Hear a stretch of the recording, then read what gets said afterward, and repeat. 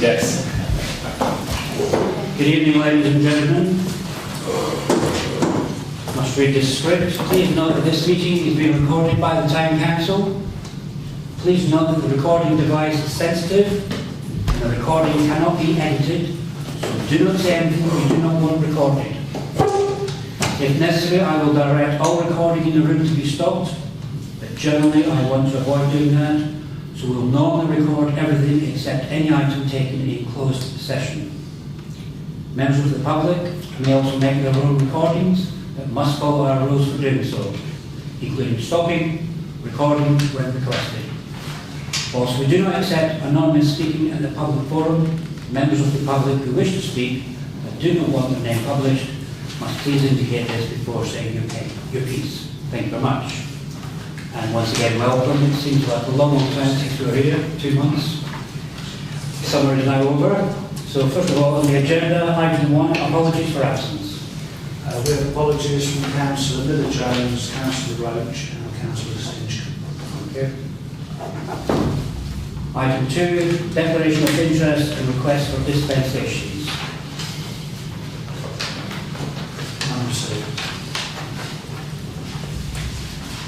I'd like to, with the committee's agreement, move forward to 7B, grant application, the link. We have 2 young people in our presence. Would you like to make some comments? Really, we're here to see if you're happy to approve it. If you've got any questions. You do have it in your paper pack in front of you, 7B.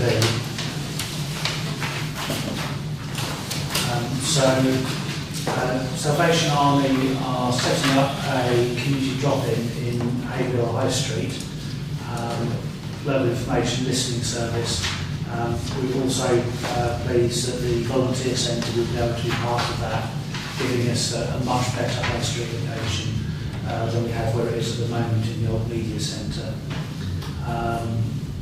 So this is, though it's being led by the Salvation Army, I think it'd be fair to say it's quite a group project with quite a few organisations getting involved in order to offer support and help to people who are in need. In terms of a contribution to the volunteer centre will come with the tables and chairs that it already has.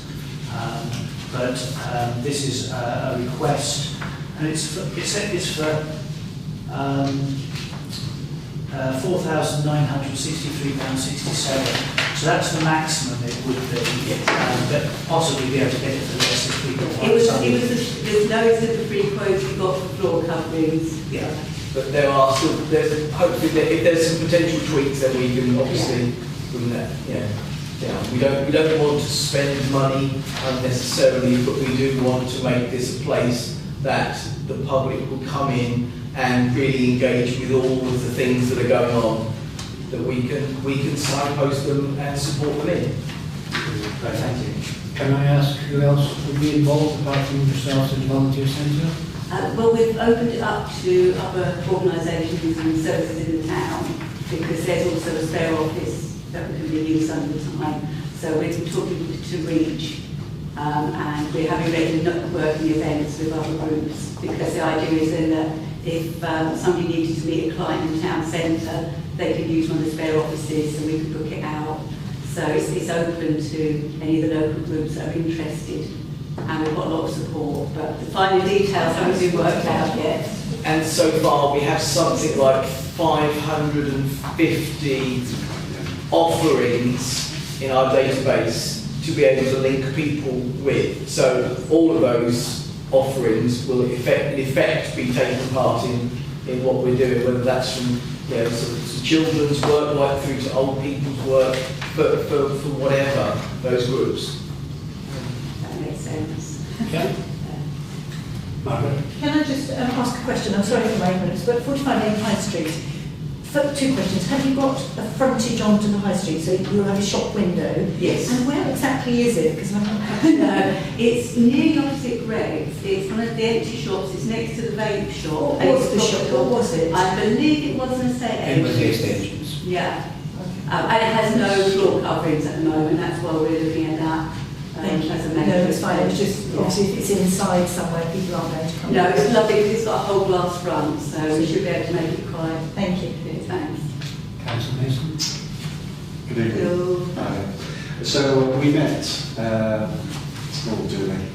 I swear in May, I think it was, and some councillors gathered together and we put some money for a pot for you. Is this the sum total of what you're going to need to get this off the ground? So this is very specifically for vinyl flooring. So this pot of money is for that. You've received a grant application. I'm quite passionate about the work and the opportunity. This hasn't really been done before, and it could be really quite a novel way of engaging with the public. Are you sure that this is going to be enough to get it off the ground? We believe with various grants we've got. The Salvation Army is putting a lot of money in towards the first year's rent, because obviously that's a big expense. And obviously we need to do some work on the property. We're currently looking at a fire alarm system that needs replacing, which is why we haven't got the lease signed yet, which is why it's hanging on a bit. And obviously, we've got running costs on top of that. But I think with the different grants that we've got, we're okay for the first 12 months. But as soon as we get some statistics, I need to apply for grants for lease for next year and so on. So looking at the kind of things that we're going to need to do to get this in place, we're going to need to make the place habitable, so that's hence the flooring. We've had some grants in for some publicity materials and getting the shop front labelled up appropriately, and some publicity and some furnishing. We've been offered computers to go with it. So we're fundamentally ready to roll. We're just waiting for that lease to get signed, and then we should have the money to get up and running, and then start gathering information to keep it running. Councillor Brown. Yeah, fantastic project. Slap bang in the middle of the high street. With what's potentially going to happen over the winter with fuel costs and such like, it's going to be a fantastic resource for the town. I propose that we grant the money requested before. And I'll second that. Councillor Smith. I was just going to talk about you, other organisations coming on with that. Or will you be still charging for the use of the facilities? We have a debate. so there is a conflict here. Clearly, we want everybody to have access to this space. And so part of the argument is that we wouldn't charge for those groups that we would just want to use it. The flip side of that is obviously that if we were to charge for that space, then that elongates our funding into the future to make it more long-term viable. So I think in the short term we're going to be looking at partnering, but to be honest, it depends on who that group is. If it's a commercial operation, then obviously we'll ask them to chip in. If it's a knitting group that just needs somewhere to meet, then that's a completely different thing. If it's something like it really If it's a depends. small charity, we wouldn't want to make any charge. We don't want to deplete another charity's funds unnecessarily. And it's a good space. We want to be able to use it as much as possible for all areas of the community. So you say as much as possible. What sort of hours are you talking about? Well, initially Or- we think it's going to be Tuesday to Friday, 10 till 4. I'm hoping we've got some good volunteers lined up. We've been training volunteers. But it is to do with how many people you've got to run it, because you need 2 volunteers every morning and 2 for every afternoon as a minimum. So we're hoping the hours will get longer as people actually find out what we're doing and become interested. Because when it's just an idea, not everybody grasps it. But ideally, I'd like it to be open 6 days a week, and if people want to use it in the evening. Because there's no living accommodation above it, so you don't have to be concerned. It's 2 stories. You're not disturbing your neighbours, Yeah. which is I think a lot of times, usually like 10 to 4, people are not around at that sort of time. Exactly. So it's the evenings when people will be. Yes. And if they're working during the week as well, ideally we'd like to be open on Saturday, but we haven't manned at the moment. But I'm hoping we will have, because that's going to be much more accessible to a lot of people then. This is sort of a very unusual thing that we don't think has been done in this way anywhere yet. And It's new to the South East. and we really, so We're working it out as we go along. and just do whatever we can to get the best out of this resource and make the most impact that we can. Yeah. Councillor Hammond. Yeah, I fully support all this, what you're trying to bring out. I just want to know what the actual starting date that you think you might be able to start. The middle of July just gone. We are told the last few tick boxes are being done on the lease. They've just got to work out who's going to pick up the tab for a fire system in there, and then we should be up and running. You will be the first to know, because we clearly want to make this a good opening, and we'll be inviting the mayor and our divisional commander, which is the equivalent to our bishop, to come and open it together. If we can line up some diary dates together, because we think this is a fundamental cross-community project between, We were hoping to get the keys this month. I think it's going to be next. I'm very keen. We've got everything lined up, so really good to get on with it, especially with the cold weather coming, so it's another warm space for people. But yes. Just one more question, Chair, please. Are you looking for the long term for funding? Yes. The long term, that's the important thing. Yes, definitely. Because it sounds a really good thing you're doing, you're starting, it's new, and I really wish you all the best for it. But as I say, it's important you try and get long term funding, because that's the thing, because if you don't, then it won't last. So. Part of the problem we're having with grants is also they want statistics and running costs. So I can't apply for them until we've got a few months statistics and running costs. We can't even say we did one, 100 miles down the road and it went like this. Yeah, you mentioned you've got the first year. We've got yes. So as soon as it's just after that. Yeah, our central funds have said this is a good thing.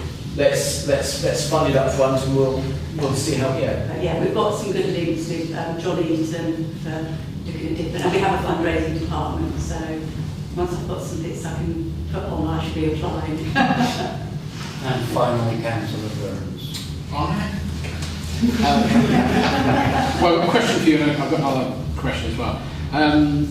Following on from Councillor Hannah's question, have you spoken to families and communities at West Suffolk? Yes. Okay, have you applied for the community chest? We can't this year, unfortunately, because the closing date's the 30th of this month, Correct. and I won't have any statistics. You shouldn't have to have statistics. Well, I did have a chat with John Eaton about it, and we just didn't feel there was enough information to hand. That's interesting, because we've had loads of applications in the past. I think nothing. I think put it in. Do you know? I would try and put something in if I were you, because equally he would point you to places like the Community Foundation and all the other funding, so it's important that you maximise what you can get from anywhere, to be honest with you. The question I have actually, and I don't have a problem with the employing side of things, is I wasn't aware that the volunteer centre, until I saw these papers a bit earlier this month, I wasn't aware of that. I'm a little bit concerned about the volunteer centre, and I'm not going to go into debate now, but we never get any reports from them.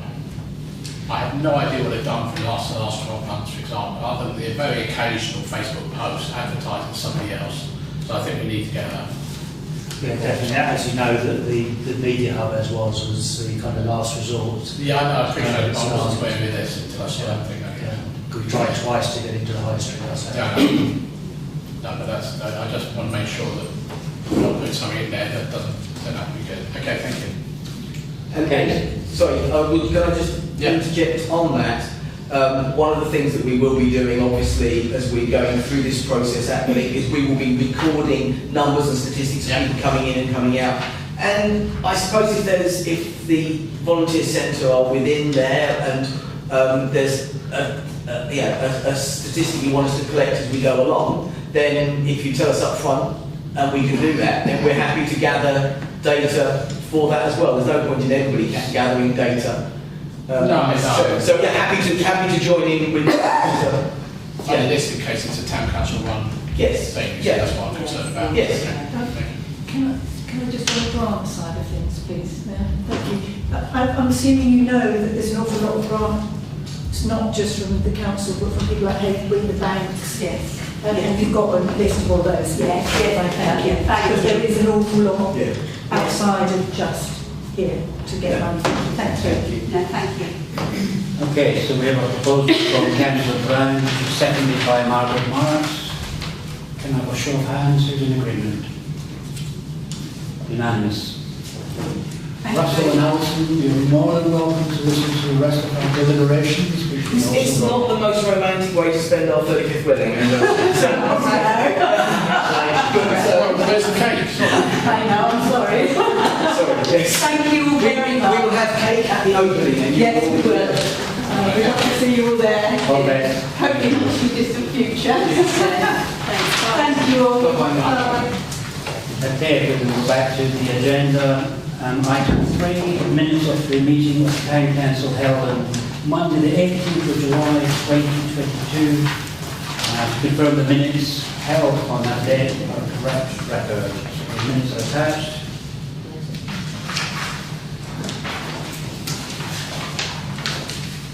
Do we have a proposer? Councillor Burns, seconder, Councillor Hammond. All those in favour? Unanimous.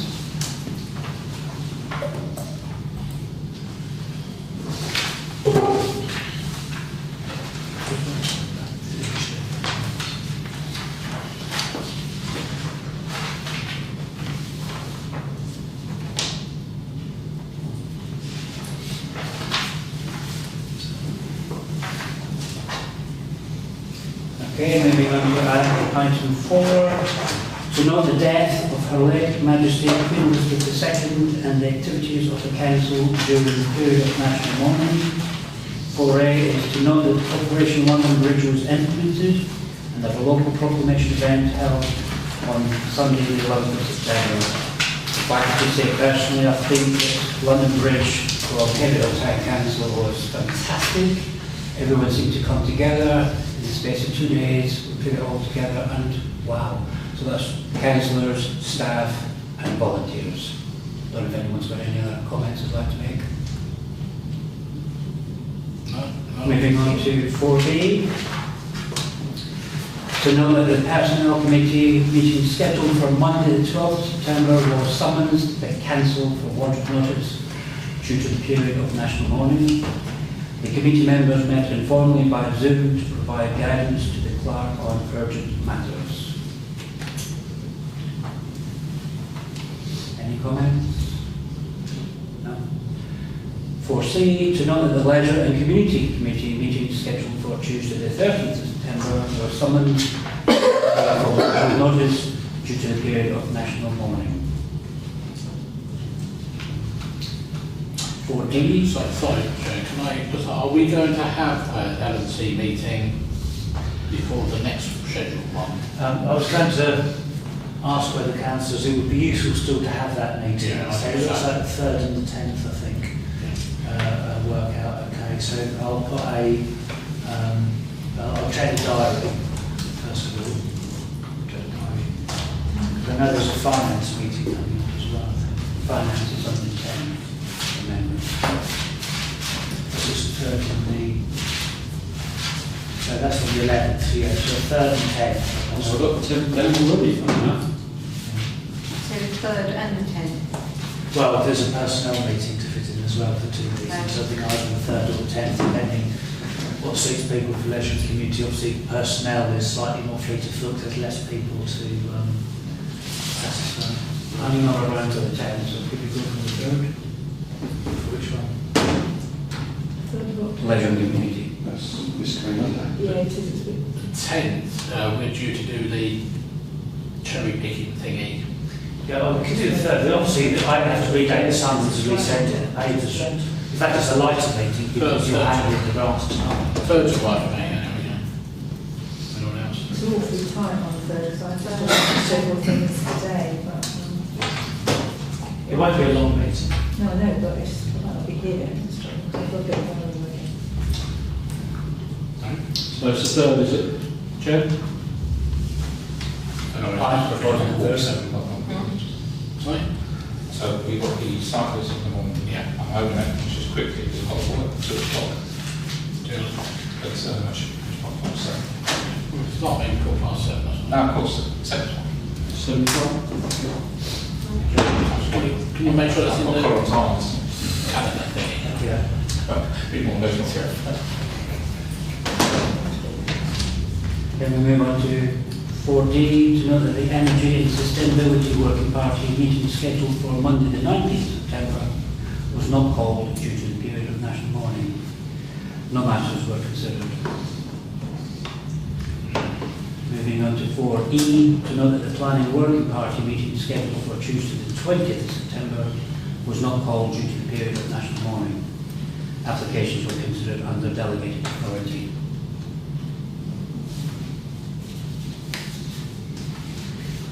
Okay. Item number 5 on the agenda, casual vacancies. To note that there are casual vacancies for councillors in North Ward, South Ward and West Ward. And B, to consider the practicality. Practicability. Okay, we're filling these vacancies, thank you, Margaret, by co-option before November the 6th.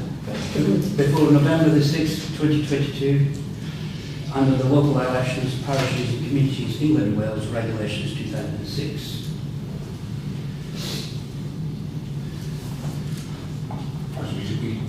This late stage, I don't think there's any necessity to fill these vacancies. I think we've worked quite well as we are. I don't really see what benefit it will be to the community at this late stage to have people join. And I agree with that. Any other comments? Is that a proposal? Proposal. I'll second that. I don't realise it's proposed. It's better if actually it's as a resolution. Okay. Yes, that's probably right. Thank you very much. Moving on to... No, you've got to take a vote. Oh, sorry, yes. All those in favour? Carried. Moving on to item 6 on the agenda, to note the progress of actions arising from the minutes not covered by this agenda. 6A, C22, Leak 097, Clements Estate meeting with Councillor Robert Everett. Yeah, so that took place 5th of September.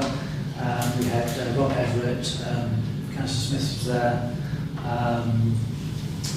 John Figure from Haverhill, with officers from West Suffolk Family and Communities.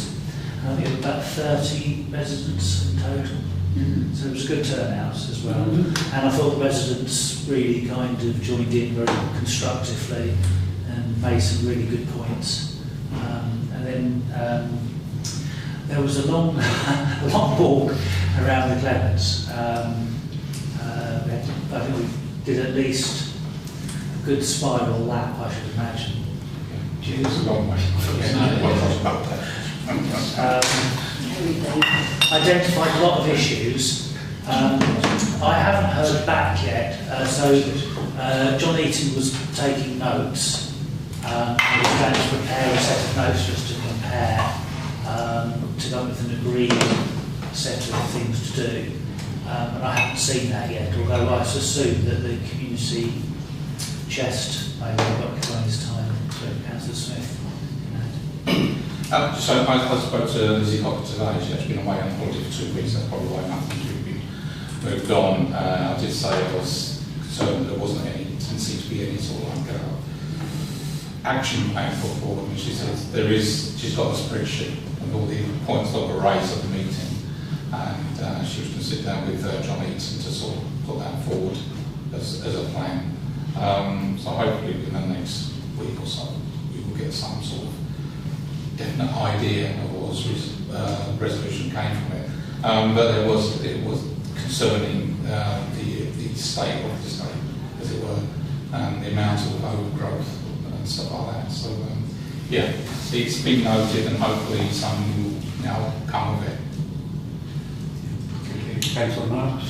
Can we please see a list of the concerns that were raised? But on that point, I mean, I wasn't aware, maybe I missed an email, but I wasn't aware that there was going to be a statement. But We used to have regular estate walks with Haverhill and the police. I think the police probably can't do that now.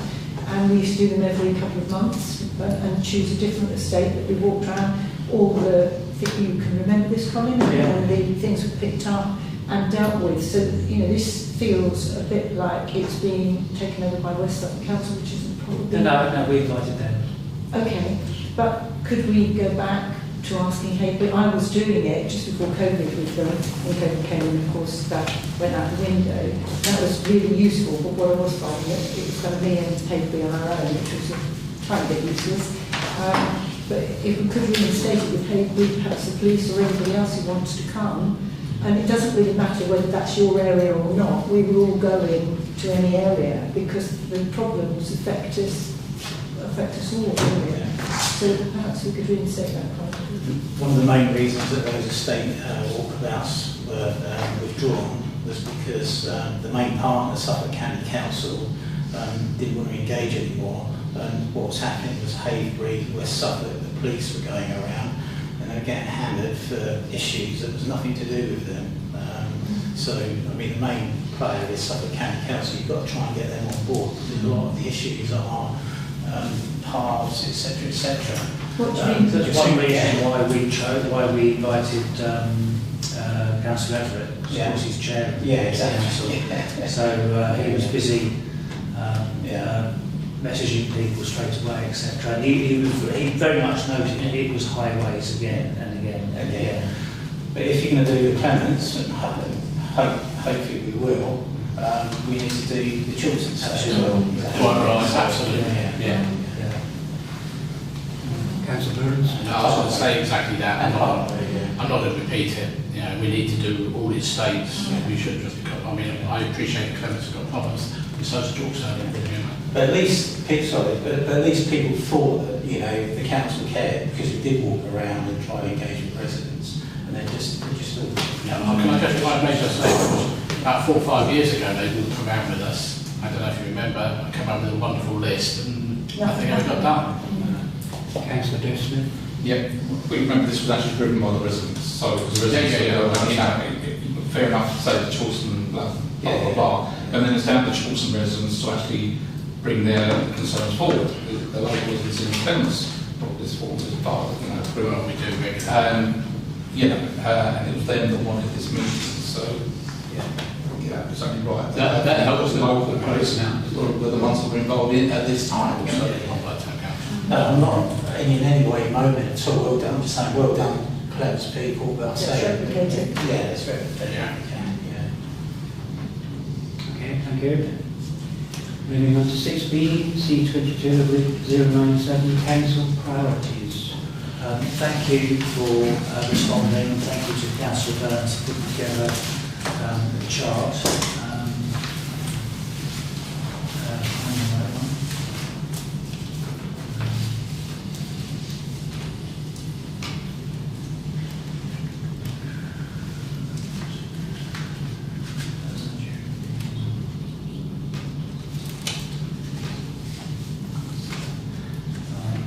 This one might be the easiest.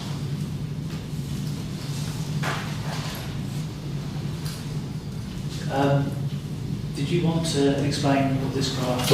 Okay. I don't know if you wanted to look at that. Okay. This is in order of the selected priorities, and by I mean that is so on the left-hand side is the most number of people who selected priority 1 as their first priority. Okay, so out of the 13 councillors, 7 chose the recruiting senior staff as their priority. So do we get 13 councillors from there? No, I'm saying out of the 13, 7 selected as their first priority recruiting senior staff. There's an equal number after that 13. Well, I've got classes with me. Improve local improving local estate side.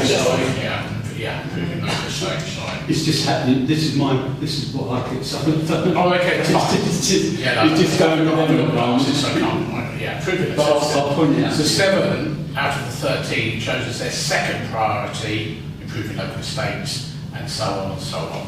And the third one. And if third one was equipment storage, of which 5 chose that out of the 13.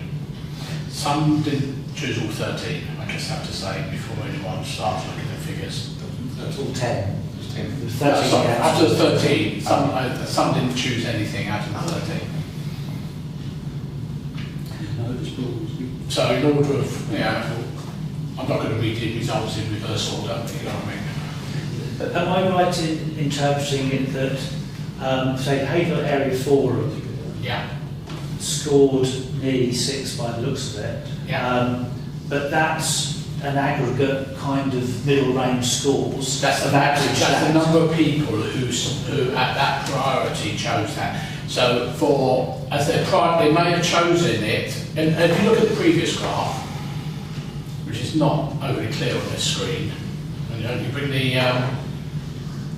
can just bring that down, yeah, okay, because it's on it might be better off with the PDF because it hasn't got all the header on it and everything, the word header on it. Right. I have got it here actually. Yeah, I should be reading it here, shouldn't I? That's what we should be doing.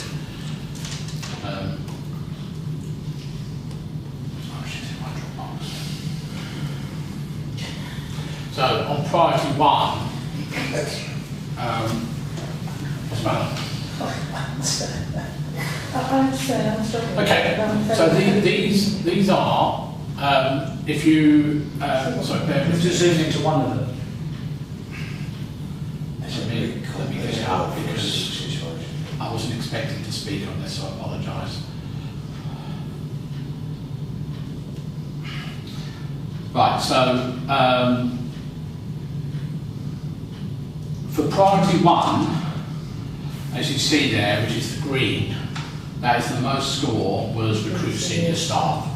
But only one person chose priority 1 for a new theatre venue.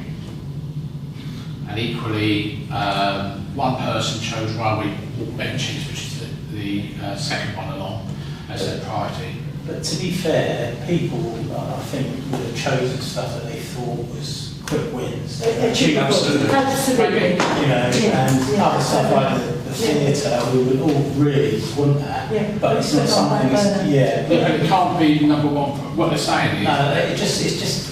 I was a bit confused with, something like, the benches that we've got already there. Potentially a good quick win. Quick win. And, like Haverhill Forum, you get a lot of bang for your buck with that. It doesn't cost a lot of money, only a bit of time, just to have one meeting thing. And, Is it how people voted? Yeah, I know, but it did. You can't suddenly start manipulating the data because that's what they I'm not saying manipulating the data, but I just think the way that it was done. Were you not a bit guided by what Colin said as well? Oh, yeah, obviously, yeah.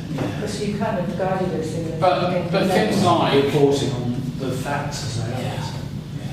Things like what we're saying, recruit senior staff, assuming you agree with it, is a relatively quick win. Yeah. That's not just 3 months, maybe. But then, when Colin's footnote is that potentially there could be a £400,000 Exactly. thing. So it's financial. I just looked at that at the end and thought, crikey. That was the ecotricity. Yeah. And interestingly, since then, ecotricity, we'll talk about this at the end, but ecotricity have basically told West Suffolk to get lost because they've obviously bought electricity too expensively and they can't afford to sell it, so they don't want to sell it to anybody. Can I have Councillor Dave Smith? Been good there, waiting for people. First question I'd like to ask you, there were 10 priorities on the survey, and obviously on the list there were like 26 or something. So who selected the 10 that we were to vote on? I mean, considering that some of those priorities you had said in your notes that they're not something we can have any influence over. So what's the point in voting on those? You didn't, that's why there was a much longer list of things, but there was no point in that priority list. There were things that were going to be completed before today. So there's no point you putting those into priority because they would fall off straight away. There are other things which we're not capable of being prioritised, and therefore there's no point asking you to make those priority. We're not going to just simply ignore any of the things at the bottom of the list. What this is doing is guidance from councillors to what things they really want to see completed and got on with. In terms of some sense of order, it won't be everybody's, everybody will find it ideal, but it's also not saying that any of the things on that list can be forgotten about. At one point, in fact, a couple of those things on there, well, you're reckoning are out of scope anyway. Yeah. So why? They're not on this. Yeah. I don't think so. So I'm very careful to make sure they were. Yeah, they're not on the voting list, they're on the original list. I've got a couple of blanks here. There's a 10 on the voting list. Yeah. 20 something on the... Yeah, there's quite a few. I mean, the around town bus hopper service, we're never going to be able to deliver that. You know, we can work towards it, you know, like you said, but Sorry, 131 starts on the 30th of October. It's like around October. 30th of October, 131 starts. And it's all around town. Well, we don't know where it's going around town or how often. I do. No, we don't, I suppose, Stagecoach, they don't even know. Well, it's a stagecoach and bit of stuff on it. Yeah, but you look at where the route is. Can we have Councillor Anne Mason there, please? I just want to concur with Councillor Brown that the rationale one takes when deciding to cast your vote can vary between councillor in terms of it not necessarily being a priority, but that idea of quick, easy wins makes some lesser projects more appealing. And I'd also add that if I was a member of the public looking at what is the council doing for me, the council some time ago said they were going to do the railway benches project. We've been waiting on that quite a long time. I mean, I'm quite passionate, but it's not just, we don't just do the railway now, but we need to look at other parts of our community to encourage people with mobility issues to get out and you know, have places to rest. And it, you know, we've got to be careful that we don't shove something to the back of the queue because on one level it seems less important, but from the community's point of view could be very important, but also in terms of our own credibility in terms of what we say we're going to do and then not delivering it. So, you know, I'm all for healthy discussion. I'm not entirely sure the charts necessarily will reflect intention if we approached the survey in slightly different ways from one another. I voted the railway benches low because they are being done at the moment. They have already been prioritised. There's only 3, I think, that's ready for installation. But the issue is the installation of the benches, not the fact that they're not being done. They are being done. So if that's already being done, so then something else must be a higher priority to put ahead of it. Does that make sense? But there are challenges with it being done, I think that's the true statement. Well, the challenge is the staffing side of it to get it done, and we're trying to get contractors in to do it. So the other way of looking at it, and it's always going to be difficult, and John and I did have a kind of discussion about how you go about trying to work out the priorities. So just looking at this chart up here, and I appreciate that from any distance it's very difficult to see, but I'm counting 1, 2, 3, 4, 5, 6, 7, 8 councillors had railway walk benches in the top half of their priorities. So, you know, it's still clearly an important priority overall as far as council is concerned. Only 3 had it in the lower half, and as we heard, 1 put it there. I mean, to a certain extent, some are going to end up in the lower half by default, not necessarily because you don't think it's a good idea, but simply there's more ahead of it. But, you know, you can take the view, the benches are upstairs, we just need them installed. As soon as they're installed, they'll be done. So you could say don't waste prioritising on that because it will happen. There's other things to put towards. With respect, that's only 3 benches, and that was a year ago. So we should be on to the next phase. So it should be this year, deciding another 3 or another 4, whatever it might be. What it was to do, or whatever it was. But we need the staff. to be fair, I said I'd help do that. Well, in the winter, it'll be a bit quiet as I can. Yes. Because obviously it's been a drought, I said that'd help. It's so busy as well. Absolutely. And these things happen. And it's not a problem. These things happen. You just accept these. Yeah, I think it's worthwhile, as Colin just said about the railway bit. Out of the first 5, I just mentioned about the staffing.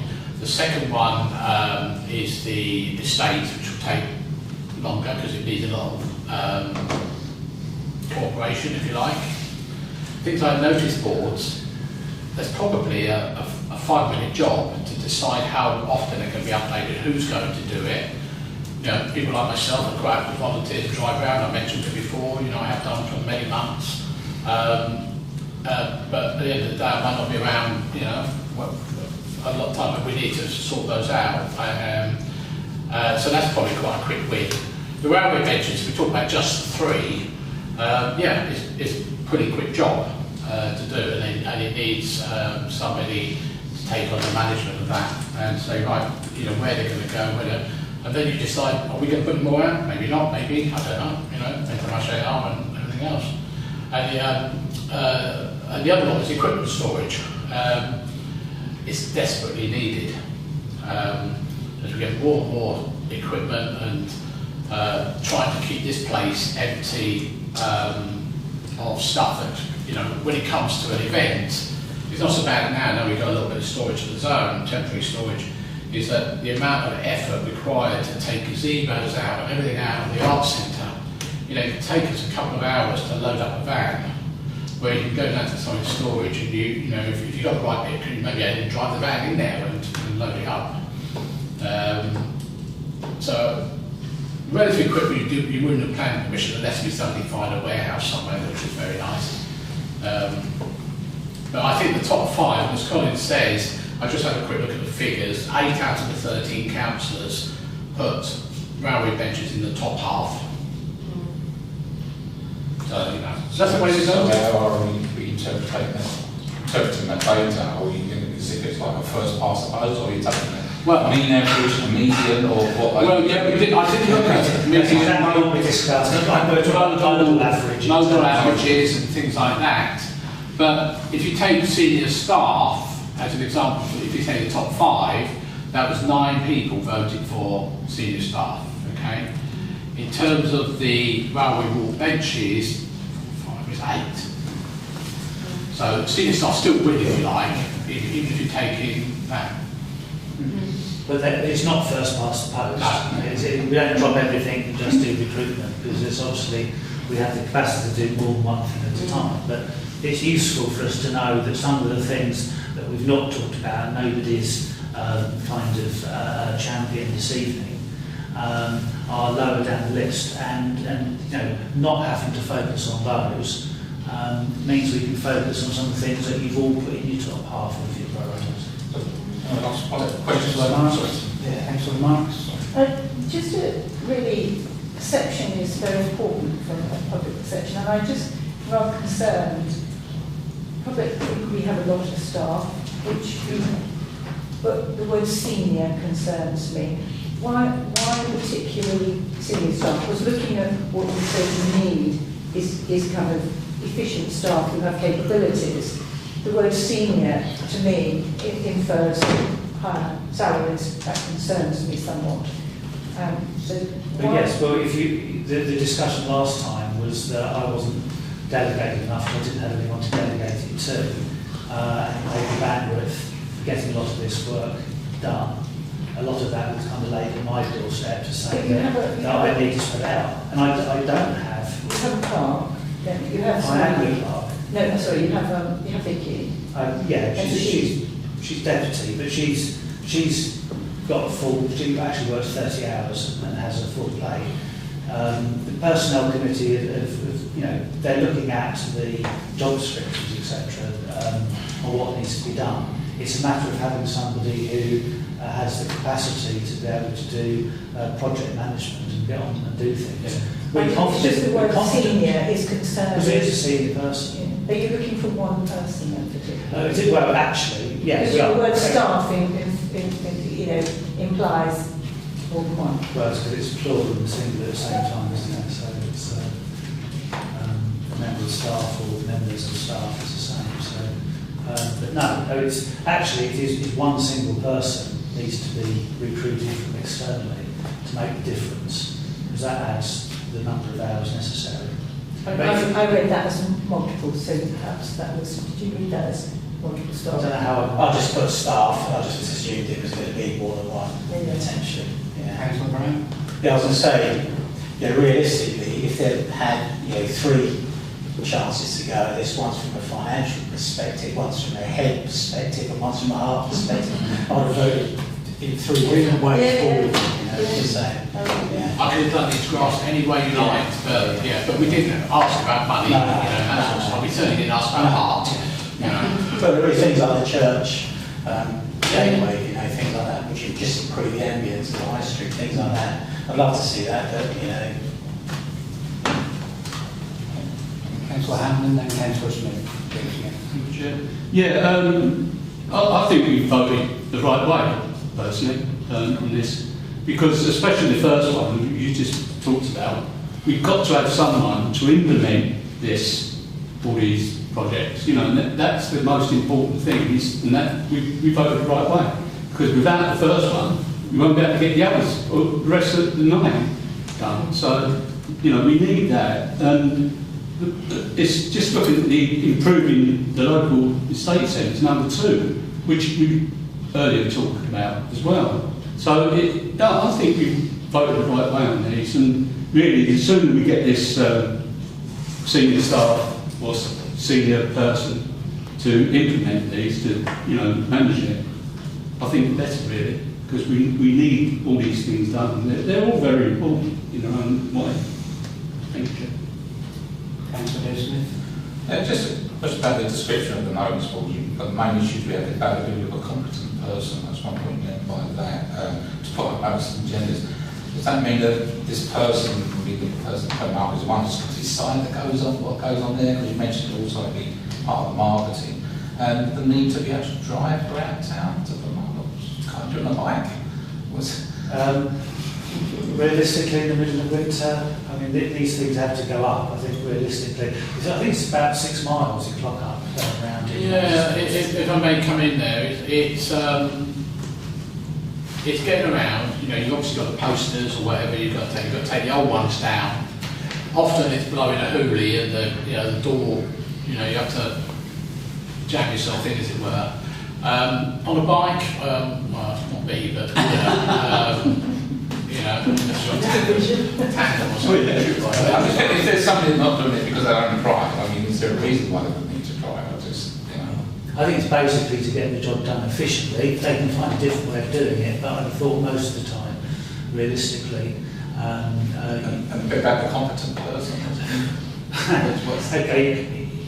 There are some things which you describe as idiot-proof, and human beings are able to undermine that thought very quickly by doing something completely weird. So we have at times taken up people's offer to go and put notices up, and actually, I'm not saying anything unkind today, but I noticed when I looked at the notice board in the Jubilee Walk for this meeting, the pages are not in the right order. Okay. My experience of PLS, point of sale material, like notice boards in post offices, whatever, you get given a layout. This is where the poster goes. It can't be too difficult to follow something like that. I've seen people go out of their way to get the Merchant Navy flag upside down in Exmouth. Not me. Well, I knew that night. Not me. That was the new flag. And when I said that it's toggle at the top, they said, "Oh, I thought it was toggle at the bottom."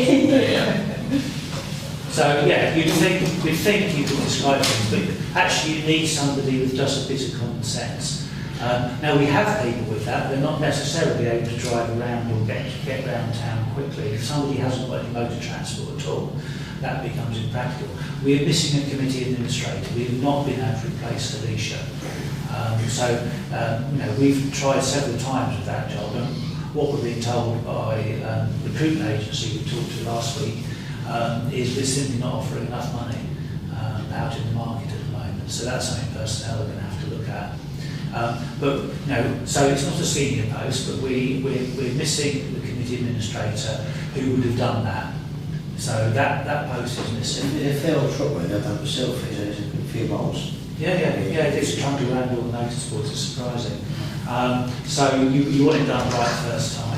And you also want somebody who's aware of the fact that it needs doing as well, so that actually it's on their radar rather than you constantly having to be the same person thinking every single time. And also, if I may as well, I think one of the things I've noticed is, you know, I'll put a notice up, normally posters most of the time, because we're talking about the ones outside the town centre, not the ones on the High Street.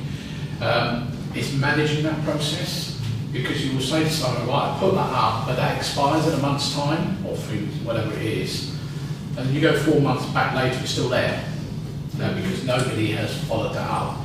So it needs some sort of database or whatever, just to manage things, you know, what goes on there, what sort of things goes on. Is it art centre marketing? Because you only officially need to put these meetings on one board, don't you? It is, but the notice the council asks for more notice boards in order to put notices of council meetings around. Right, but equally we're wasting. You know, one thing I get annoyed about is the vacant space, is we're not using it. So well, there's a community side which doesn't. Yeah, I know that, but hardly ever gets used. Other than Domino's advertising their store. Yeah. Chair, I was wondering, in terms of this graph, one thing we haven't done yet is actually redo it to say what there were in. I think it's not making a difference because I think that the calculations are saying it might make it clearer if we say that in terms of who put things in the top 5, and you can actually see how much there was consistency amongst councils. I think you're particularly focusing on the differences, but in actual fact, we clearly said from the numbers there's a lot of consistency in there. The majority for you, not necessarily the same majority, but most of the things that are at the top of the list are in the top half of everybody's. So it's not, you're not quite as diverse in terms of what you've come up with first. And what I can do is to simply produce a simple response to say this is what we will do, this is what we can do, this is what we'll get on and do. And I think that can make things a lot clearer. Yeah, I mean, I'll give you just a quick example which said about Churchyard Gate, or whatever, is that in the top 5 there were 4, but in the bottom 5, 6, 7, there were 7.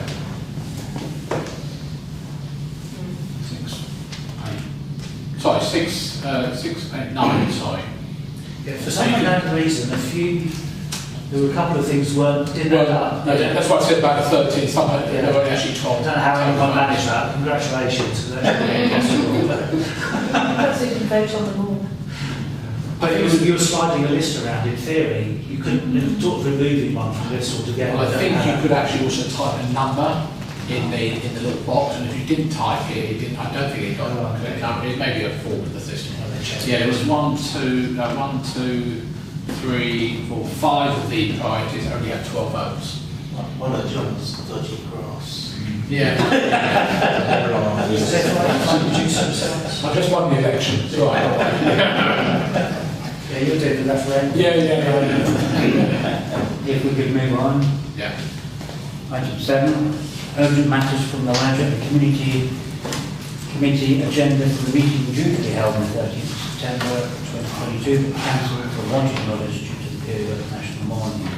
We've already covered 7Bs and we need to look at, first of all, 7A, which is the Creative Director and Art Centre Manager Report, which you've all had, and hopefully you've all read it. Comments, please. Yeah, just can we I bought an awful lot of chairs, which everybody's buying, they're standard chairs, for my function room. I just wondered, did we get different quotes for that? Because it's quite expensive. I think Yes. £6,000, I think I lost the page now, but £6,000 for 15 120 chairs and 15 circular tables. Just feels a little bit high. When it was first mentioned, the thing I first had to talk about was these chairs and the fact that various craft classes have been allowed to use them, and the sequin covering children for going upstairs onto the stage. Managed to get everything, these things get completely covered. So I really didn't want our banqueting chairs. But you could get banqueting chairs that don't have the felty type material. So that's what they've done. They specified things that are comfortable, but can be easily kept clean, etc. Well, for COVID risk anyway, you need to be able to wash them in case happens. Yeah, so that was very, very clear. The other thing was also the stackability was key, because we've got a limited amount of space, a limited amount of headroom in the store. So we needed to make sure that they could get enough to stack. So they were giving us some criteria to work to, and these are the costs they came up with. Of course, they would always check the prices to make sure that there was I saw the list they were working from, so I know there was a number of suppliers. Councillor Burns, then Councillor Smith. Yeah, thank you. Obviously, we were going to discuss this at LNC, which didn't happen. So I think if I could just quickly run down the report, I think and I'm not going into details, I think Dan seems to be really doing a brilliant job with his programming and everything else. I'd like to sit down with him sometime at a couple and talk about things. But I'm interested if people like Kiki D next year. I like to sing obviously, the cinema thing was very interesting, because finally, hopefully, they're doing something I've been trying to do for a long time, is move a lot more towards online stuff rather than hard copy, printed, posted stuff. Pantomime, I spoke to Sarah the other day about the Easter pantomime, which is something interesting. Going on to capital improvements, I mean the dressing rooms, I've seen them many times, they're awful, even I can tell that. And obviously we've got a budget of 10,000 there, 40 plus the other, the electrical side of things. I assume that somebody like Dan has said, yes, this is what he would expect to see in a theatre. Yeah. I'm sure that is the case.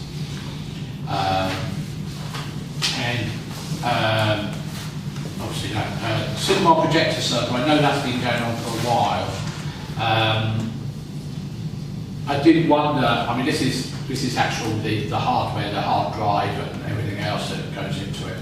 And I did wonder, rather than just looking at the cinema server electronics, if you like, whether it's, we're now talking, I'm trying to remember how long ago we replaced it, 8, 9 years ago? It was long before me. Yeah, I'm going to say, if it probably longer than that, is whether maybe there's something better out there that ultimately be cheaper. I asked them this question because I said this is a huge lump of money. It is, yes. And I don't want to be chasing the wrong direction. Yeah. So that test has already been applied. Okay. And they're saying this is the right thing to do to future-proof it. Because there was a slightly cheaper option, but it was simply to buy an identical piece of obsolete equipment, yeah. So you could swap that out. But if that breaks, you've got no notice. There's nothing you can do. It's out of support. Yeah, yeah. And actually, I should say we've been riding a luck for 2 years. A support contract, have we? No, because they won't support it because it's obsolete. The only thought I had was whether there's any, well, I don't know if Cineworld went bust, but if there's any cinemas out there that we might be able to get some decent second-hand gear from.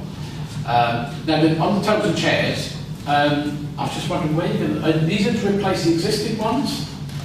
No. So where are they store these? So again, I know where they go. So. Tech team been charged with it. As I said, that obviously we still need some of these plastic chairs stacked in the corner.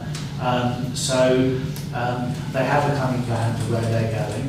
Okay. So we're not keeping all of them, but we'll keep a lot of them. Right.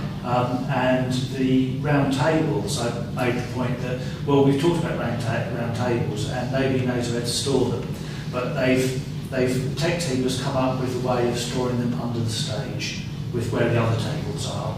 Yeah. So what, to get rid of the existing tables? Or? No, but not through that hatch at the back. No, so slid through from the front. I made the point to them that the dais we're talking about, that gets very rarely used in actual fact, and there's tons of it in there, and it's used for outside events. Yeah. So it could be transferred to the store for external things down at the zone. Which are full.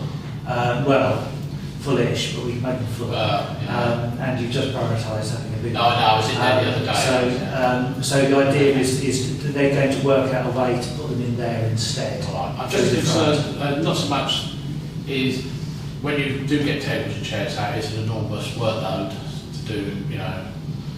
That's always stage. Yeah. But to be honest, the request for round tables is constant.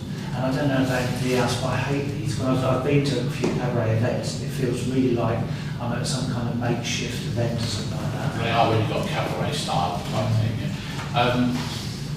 So I don't have a problem personally with the budget, it's just where the money's coming from. Yeah, so basically our long-term maintenance reserve has got... I know it's quite big.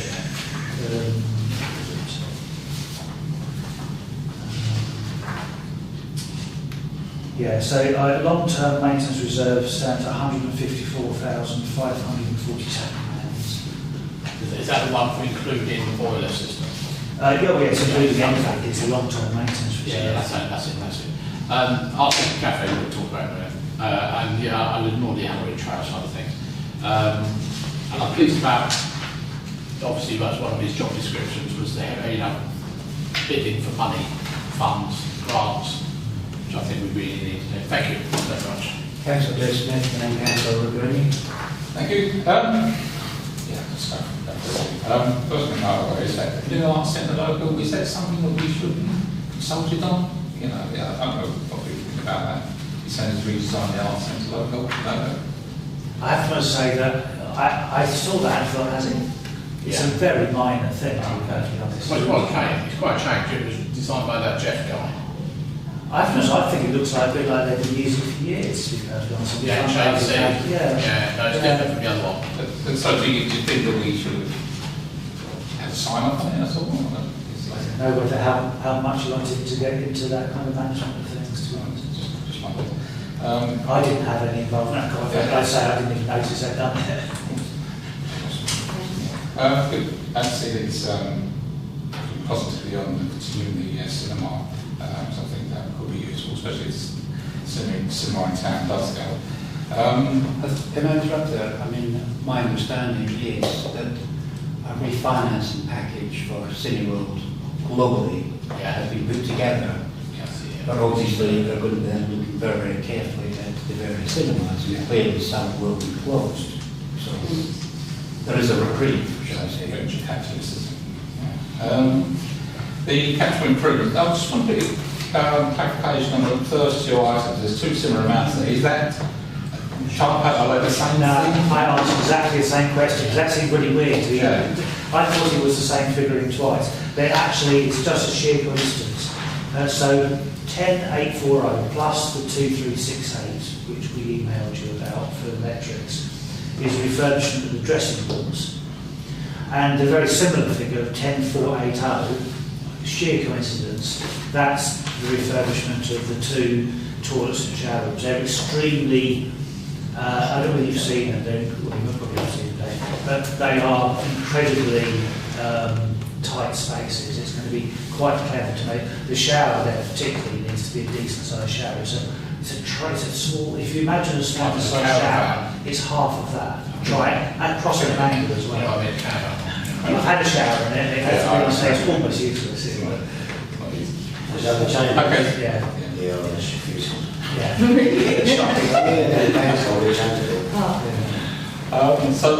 So the whole total is roughly what, £36,648.55. This is not immediate works for some of it. It would be only, I think, obviously they've got to find some time in the schedule to do it. So it's actually sometime in March next year for the dressing rooms, etc. Okay, fully support that. I think it needs doing, and it attracts more people into hiring with the chairs hiring the hall. That's good. I'll send that back. Interesting. We haven't just closed it down, but if it keeps people enjoying that. supporting that. And also the funding for the lottery fund, that's the Heritage Lottery Fund, that's supporting that. And also mentioned about £1,000 tickets to reach, yes, I'm happy with that. Councillor Green.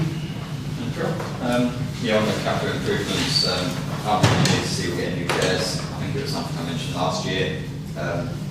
They are horrible to sit on. I wouldn't hire them at you at the moment, based on the tables and the chairs. It's not very attractive. You're doing something nice. This is the changing rooms are going to be done as well. Then on the actual report itself, the new programme is so much better. Really pleased with it. I like the new Art Centre logo. It's quite a change. It looks so much more modern. I see it on the website as well now. Just on the website, the actual website itself still looks really outdated, especially the homepage. I wonder if we can... Which we're talking about, the Art Centre? The Art Centre website. So the homepage at the moment, you have a small banner that actually shows what's coming up in the next couple of months. Then the rest of the homepage is nothing about what's on. There's an article from 2021 and then 3 articles from 2020. The homepage could be used with some attention. Especially now as well, we can say now 67% of our sales are online, which is great. A bit more focus maybe.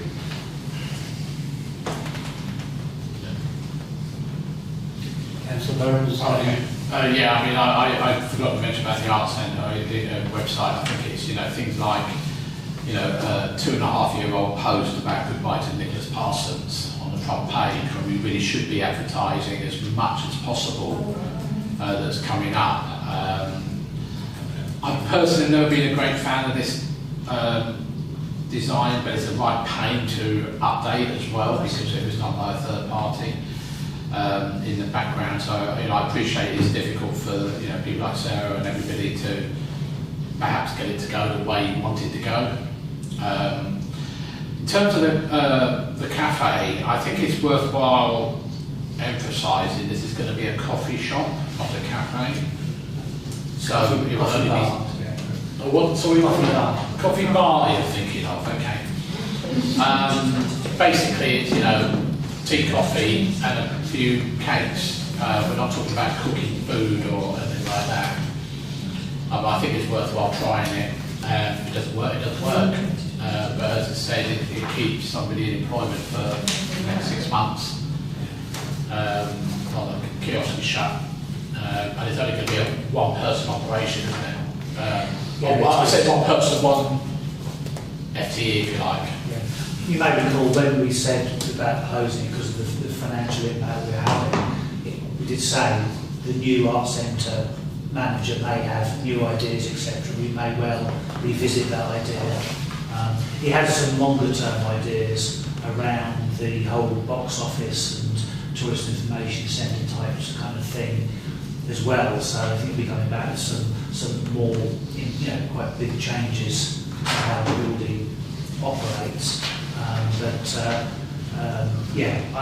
have absolutely no issue whatsoever by if somebody comes to me and says, you close the Art Centre Cafe down, actually if we do this and this, we should be able to turn it on. So I'm fine with that. Councillor Allen. Thank you. Looking at that logo, I'm not sure logo on your shirt, on your T-shirt. Is that separate to this logo that's on the website? Is that one? So it's new logos and stuff. The old one had the swish, which was actually, I didn't even realise, it's taken from the roundabout of the Spirit of Enterprise. Oh, right. Okay. Personally, talking about this shirt, so I feel really that, perhaps it's my age, but I feel that the men should wear shirts, open neck if they like, and the women blouses. I reckon they look a lot smarter. It's black as well. I don't know why black was chosen, but that's my personal opinion. But one of the question I'm asking is on the cafe. It says in a similar way, the last paragraph, we are also investigating starting an affordable monthly family film screening on a Saturday in the spirit of the recent National cinema scheme. Would that be sort of in the evening, or would that be in the afternoon, or Saturday morning. It'd be in the morning? Three cartoons, in Western as it used to be. Oh, right, Saturday morning pictures. Saturday morning pictures. Right, yeah, it was always Saturday morning pictures. What we're looking at is a warm space type thing, so we're looking at whether people can come into the cafe area, but actually there's a very limited number of seats, and without wishing to be too mercenary about it, people stringing out one cup of coffee because they can't afford to heat their house is a national scandal, but it's also not helpful for our turnover. But if we can give them a cup of tea, a slice of cake and a film upstairs, there's 200 seats up there and that's warm, and they can stay up there. The impression of words will come in there from here. Cup of tea and a slice of cake. Yeah. Showing the age there, I'm sorry. Councillor listening. Yeah, just if you could explain this new friend scheme, the opportunity to buy and dedicate seats at the Arts Centre, is that you'll have your name written on a seat at the Arts Centre? Not clue. We'll need to wait until the leisure meeting when he's there to tell you what it is. Okay. That was my understanding. There will be a name or a little plaque That on was it my that says, understanding. okay. So like I said, the last time we were perhaps in St Mary's Church, you'll see the seats there next to us. All seriousness goes about the seating. We all know the rake is perhaps past its sell-by date. Have we got any plans to replace the rake? Are we going to have people sponsoring seats? I think that's a question for Dan. Whether Yeah, or not no. that's the idea. I don't know what the price is or anything. No. If it's like the buy a brick scheme, where you end up paying for something. But yeah, you're absolutely right. At some point, I mean, it's held together with bigger brown paper. Really. Oh yeah. This Auditoria are the only company to do them. It's pretty well got a complete monopoly. Yeah. So they are taking bits off the shelf that they've dismantled from other places for that kind of rate. There are different systems out there from different people, but I think probably not practical to put into a great listed building. No, it's having helped put it out, put it away, it's quite an effort to do that. Well, it doesn't. It's because of the wheels, the rubber on the wheels. But that's it. But also, even like the side panels and put the chairs up and put the seating away. Yeah, at staff meetings, we occasionally have a competition to see whether they can break the record for doing it the fastest. Oh, yeah, 15 minutes, I think. No, it's faster than that. Oh no, yeah, it has been. But I think if you've got only one person. Okay, thank you. If we could move on this, I mean, there's a lot of comment, there's a lot of proposals here, and we've got to try and obviously figure out what the priorities are. Clearly, some of the things like the refurbishment and legislation that wouldn't be happening immediately, but there's looking for basically approval. Well, you have to order everything, of course, but it would have to fit in the timetable. So being able to plan in advance, because obviously we can't have kind of people needs in the dressing rooms if we're But what I'm trying to say is we're not going to get around to getting this done before the next pantomime, are we? Oh, no, that's for March. Sure. That time. Yeah. Cinema projector, that can be ordered, but that's not from Amazon, that's going to take a while to arrive. I think the things that can actually be delivered the fastest, but they will need to do the preparatory work to accept delivery, will be the banking chairs and tables, etc. And again, we'll go back and check they've got the best price on those things. So these are budgets of. Well, I certainly feel I've got 2 events coming up in my narrow year, and personally I'd like to see the banking chairs and round tables. Because we had an event on Saturday night, and whilst it went extremely well, on the plastic seats, it's not at all comfortable.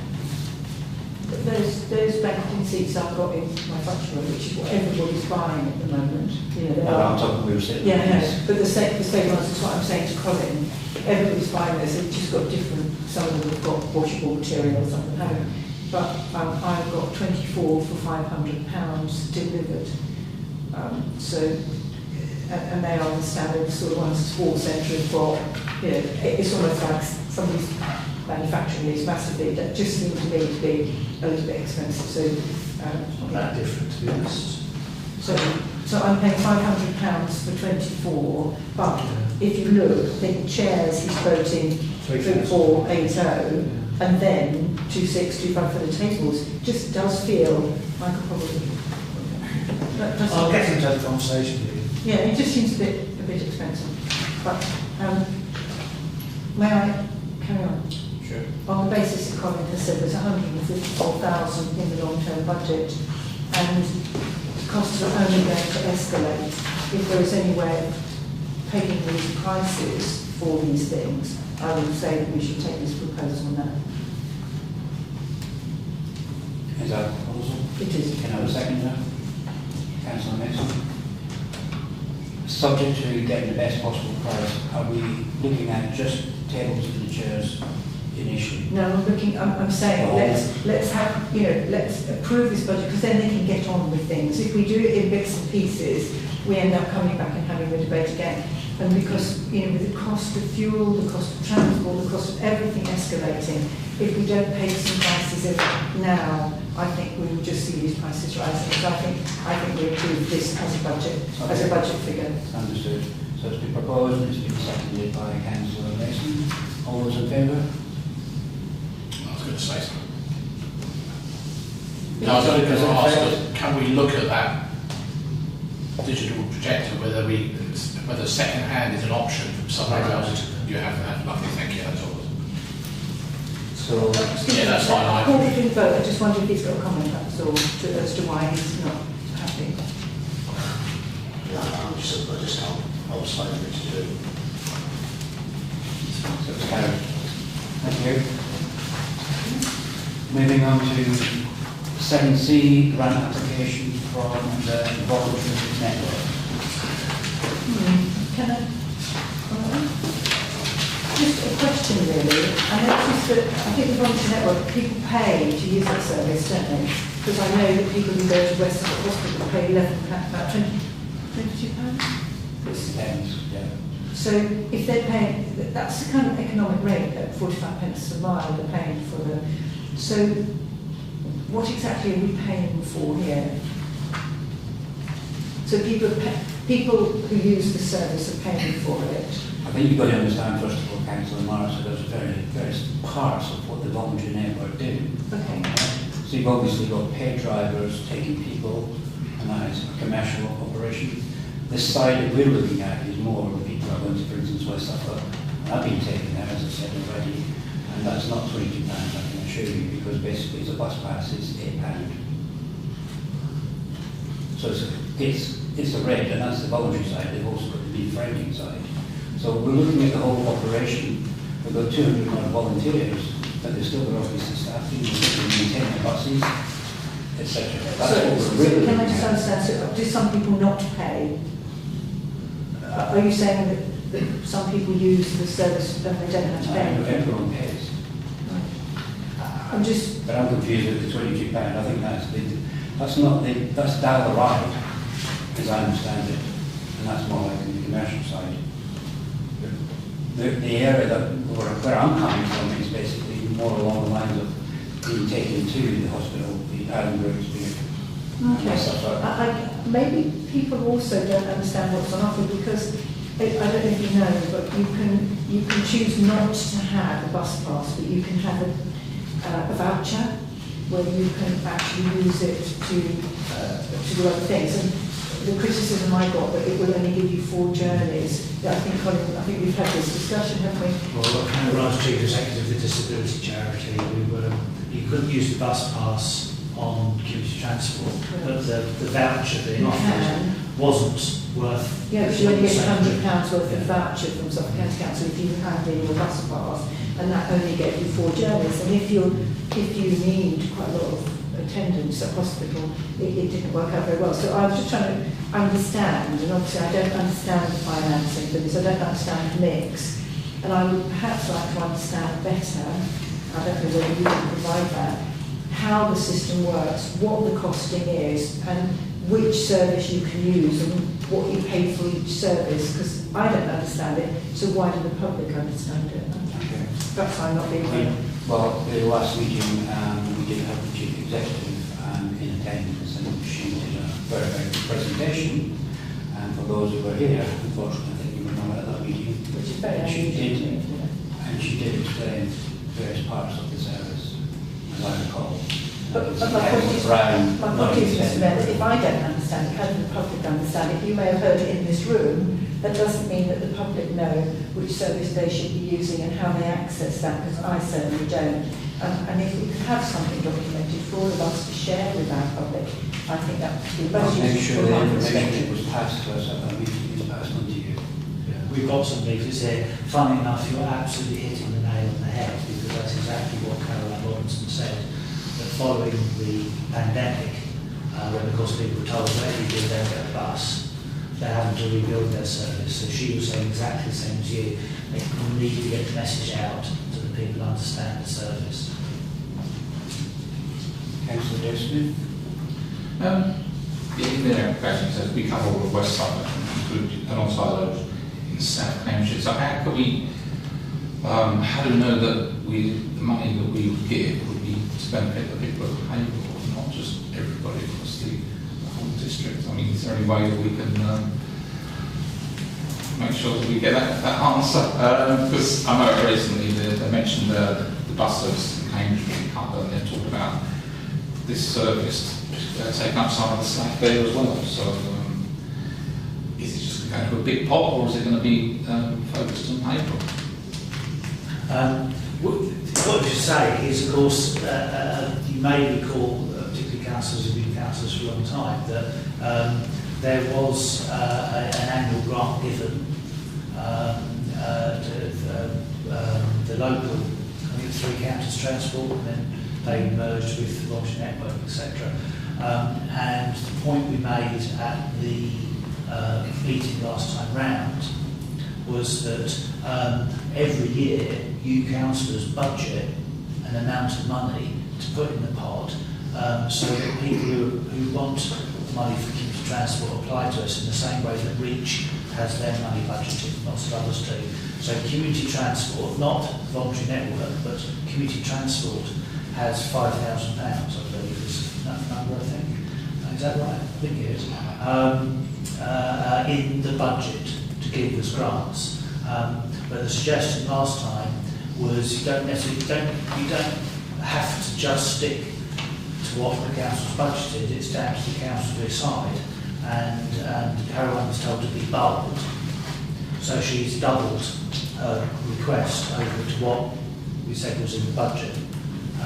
So what we've always done over the years is give money. We haven't done it for a couple of years, they forgot to apply. Is give money to community transport. It just goes into a big pot, and Haverhill Town Council can say to people, we help fund the local community transport. Because effectively what we're buying is the right to say, we help fund that. Where the money goes, who knows? So, Councillor Mason? Okay, so I attended the meeting along with many of the councillors, and I think this is a rather unique service. It provides much needed transport for people that otherwise wouldn't be able to get it. And what's unique about it is anybody can access this service. The current state of the buses and the reduction in service is a particular issue in the villages that I know. But I do remember her saying that the bus frequently comes into Haverhill. It's a service that is used by residents in Haverhill. I took some of the materials I put it on social media, and it was really interesting, the positive comments. There is an awareness there, and I think we can still do more to promote that. I think we talked about using a digital board outside to help promote the service. And I think, in a time where getting out and about is difficult, this is exactly the sort of thing I think the Town Council should be getting behind. I'd be very happy to propose that we accept it. Chair, just before you, I just misled the meeting, sorry. It's 2,500 actually is what's in the budget. It's not even 5,000, it's 2,500. No, that's right. Councillor Burns? Well, I've just, on the notice board, after the last, when we had the meeting, whenever that was, June, July time, I went round all the notice boards and put their leaflets up, and it did go on the digiboard as well. I put it up the same night, so that's been there ever since. Whether anyone looks at it, doesn't matter, of course.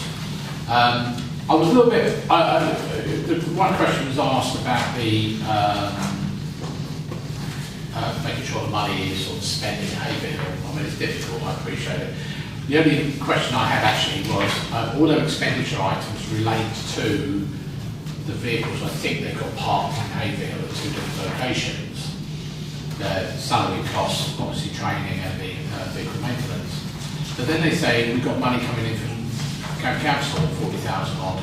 And I didn't know whether that was a pro rata, because I have no idea what a County Council paid them. So, you know, I didn't know if that 40,000 was related to Haverhill, or whether that was what they get total. I suspect it's probably Haverhill, I would have thought. I don't know, I don't know. I believe it's But, you know, then we're asking for 10,000 to make that difference up, where perhaps I would have liked to have seen them say, okay, we've got a particular problem, vehicle maintenance, 12,000. We can provide £2 out and pay 10 grand to cover it, then you know it's related to the vehicles that are parked here, that are driven by local people here, and probably pick up people in Haverhill. I don't have a major problem with it. I know what they do. I think that last presentation we had, I don't know to say what it was, just goes to show loads of people go, you know, to all over the place. I see them all over the town regularly. So I've got no problem with that. Councillor Brown, sorry, Councillor Brown and then Councillor Disney. Yeah, I'd like to second Joe's proposal, but we just with the proviso that they actively, we ask them if they can actively promote their service in the town via Facebook or something like that. Councillor Disney. Basically the point I was going to pick up on, colleague said that we were able to say that we all provide that service, but on their application where it says how would Haverhill Town Council with support give knowledge, is blank, there's nothing there. So could we ask that we get a sticker on the side of the bus or something to say that partly sponsored by or supported by the Town Council? Well, certainly on their brochures, their printed materials. Well, I think it's something for the Town Council to promote as well via social media. So you work on them, you have a non-pecuniary interest in this, do you? You have a non-pecuniary interest in them by working for them, yeah? Did you say you work? I work as a volunteer. Okay. So I think that's a non-pecuniary interest, isn't it? Is that not right, Colin? If you work as a volunteer for something, it's not, you go as a non-pecuniary interest? I would say non-registrable interest would be the expression. There's no such thing as non-pecuniary. So We use that expression often, don't we? you did until they adopted the new Code. code of conduct. So it's a non-registrable interest if you are a volunteer for something. But it's down to the individual council to make a declaration. I apologise, I didn't through. But we have a proposal on the table that has been seconded. So the proposal was from Councillor Mason, the seconder was from Councillor Brown to grant the 10,000 subject to Town Council being actively promoted. So are you declaring a non-registered interest? Yes, I have. In which case you can't take part in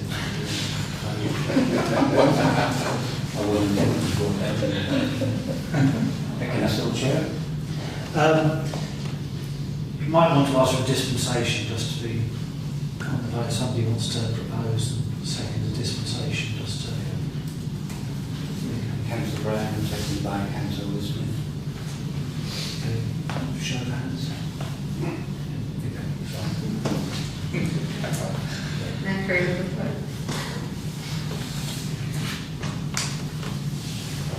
So, can I still carry?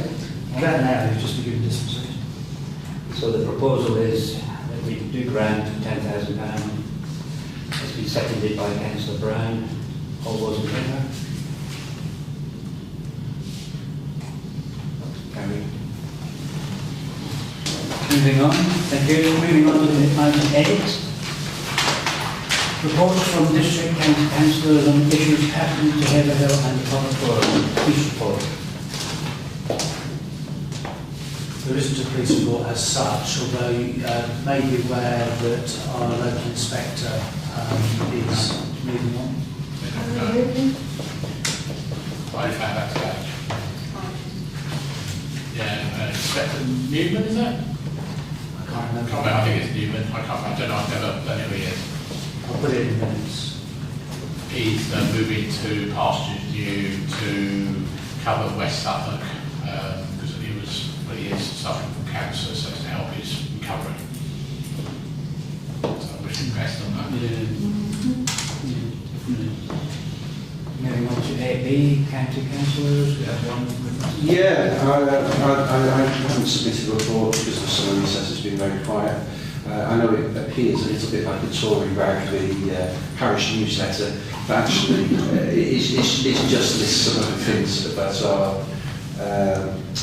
going on. I think probably the most important thing to pass on to residents is concerns about cost of living crisis.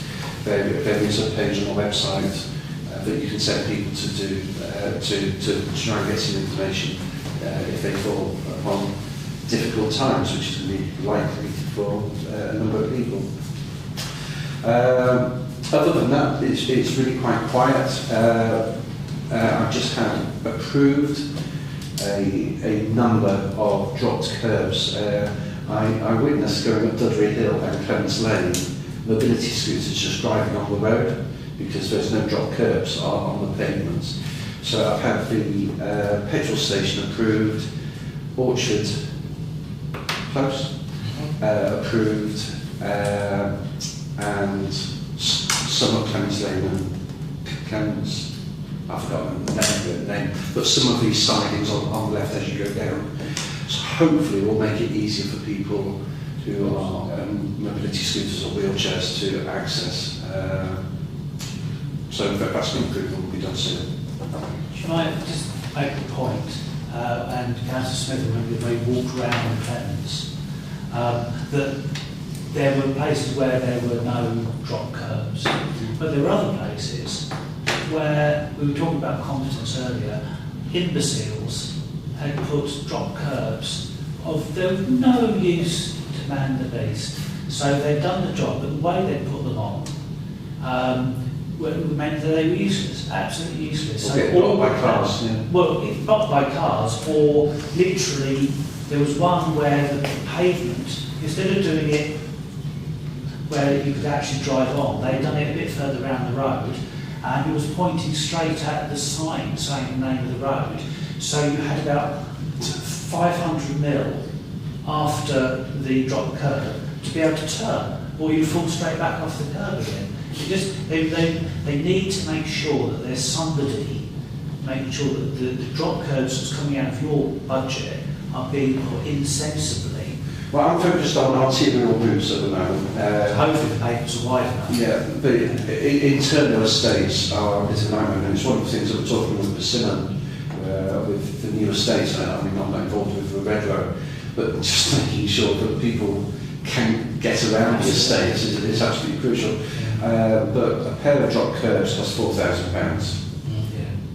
And so my £24,000 budget doesn't go particularly very far. But I'm kind of prioritising that because it's been quite uncomfortable watching people on the arterial routes just using the main roads because they've got no other choice. And so hopefully it will make things a little bit easier for people. Thank you, Councillor Mason. District Councillors. Well, I have a report from Councillor Roach from County. He gave his apologies. He said, most people will be aware of the proposals for an anaerobic digester in the town. I flagged this to SCC as it will be processed under a waste application via Development and Regulation Committee. The officer dealing with it is Andy Butter. These plants can be extremely smelly, which you may have noticed if passing the one on the way to Bulldog.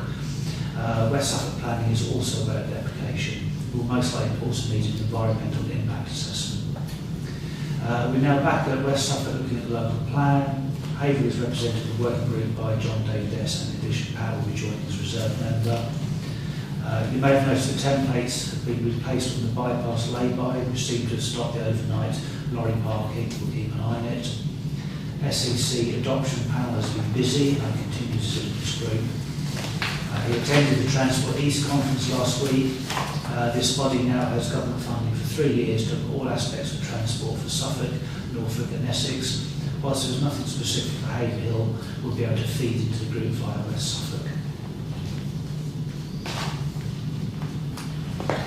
Thank you. Councillor Brown, Councillor Morris, Councillor Dixon. Yeah. Okay, Colin sent some figures out to everyone a couple of weeks ago around the ambulance.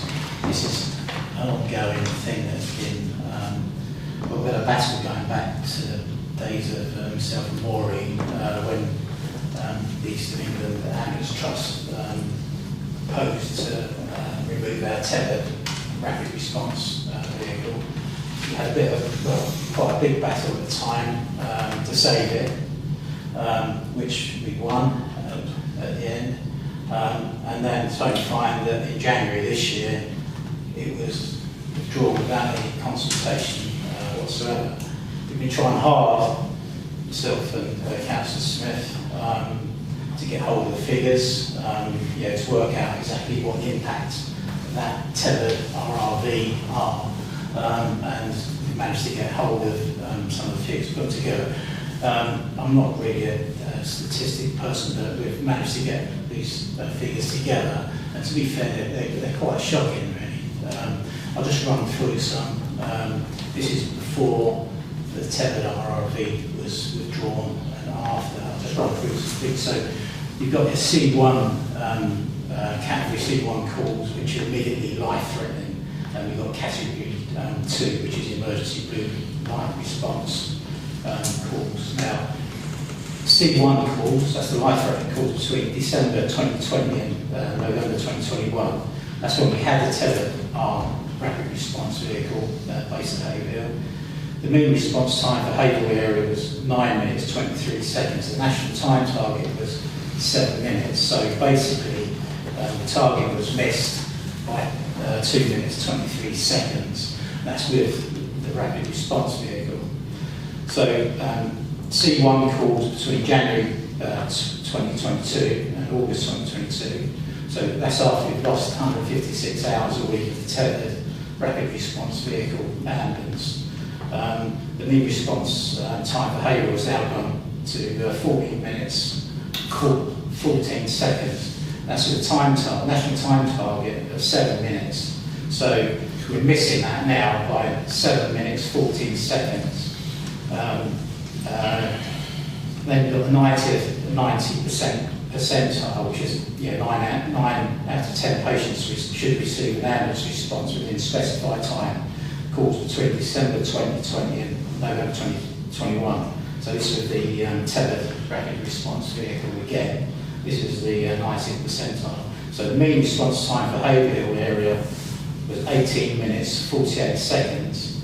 The national time target was 15 minutes, so we was missing that with the rapid response vehicle by 3 minutes 48 seconds. So after the rapid response vehicle was withdrawn, the mean response time for Haverhill was then gone up to 27 minutes 34 seconds against the time target of 15 minutes. So we're missing that by 12 minutes now. So and then we go to the category 2 data, which is still blue light stuff. And it gets up to, I won't go through everything we've worked out, but we're missing it by, so the mean response time for Haverhill area is 1 hour, 7 minutes, 39 seconds, against the national time target of 40 minutes. So we're missing it by 27 minutes now. We've tried constantly to engage, get James Norman over, and there's worse figures there as well. It's gone absolutely pear-shaped since January since we've lost this RRV. We've tried to engage with James Norman on a number of occasions. It's taken forever to try and get any meaningful statistics out of them. They're very reluctant to respond. I did contact our MP, whether he was going to lose the RRV. I had no response from him. I alerted West Suffolk Council, had no response. Just other than the chief executive would look at it, and I haven't heard anything at all back from them. So I think it's a very serious situation. The town's expanded since when we argued 4 years ago that we needed it, won that argument. The town since then has expanded, and they're taking it away. I mean, a town like Ely has still got theirs. It's a smaller town. I think, to be fair, I'd like to, with your agreement, say that the town council actually would get hold of the right to the trust chief operating officer, whose name is Marcus Bailey, and alert him to our concerns and see what we've done about it. It's an urgent situation, and people could potentially lose their lives over it. Maybe that, I don't know. Thank you very much for that, Councillor Brown. Councillor Marks? Tony's right, it's a really, really serious situation, but it's actually bigger than just removing a tethered vehicle, because vehicles are never truly tethered. The moment a vehicle goes, when you get on an ambulance, you go wherever the job is, and you end up wherever that job. So if your first job in the morning sends you to Peterborough, the next job you will send out will be from Peterborough, and you could actually end up being in that area for the rest of the day unless the controller gets you back in your area. So there's no such thing as a truly tethered vehicle. So I think that's a really important thing. They are incredibly short of stock, but one of the things that was extremely worrying last week, I scrutinised the wards for, including East of England Ambulance Service, so I sit on that to scrutinise it. They held their public meeting last week in camera. They would not allow the public to attend. I found that extremely worrying. So I'm going to take that forward, because what are they hiding? Why did they choose? Is that the East of England? East of England Ambulance Service Trust. Their public meeting that I should have sat in to scrutinise, I couldn't, because they didn't hold it in public. So how can you have a public meeting to not public? So I'm taking that forward to scrutiny next week to find out what's going on there. They will tell you they're not short of staff, but they are. Their investigative procedures for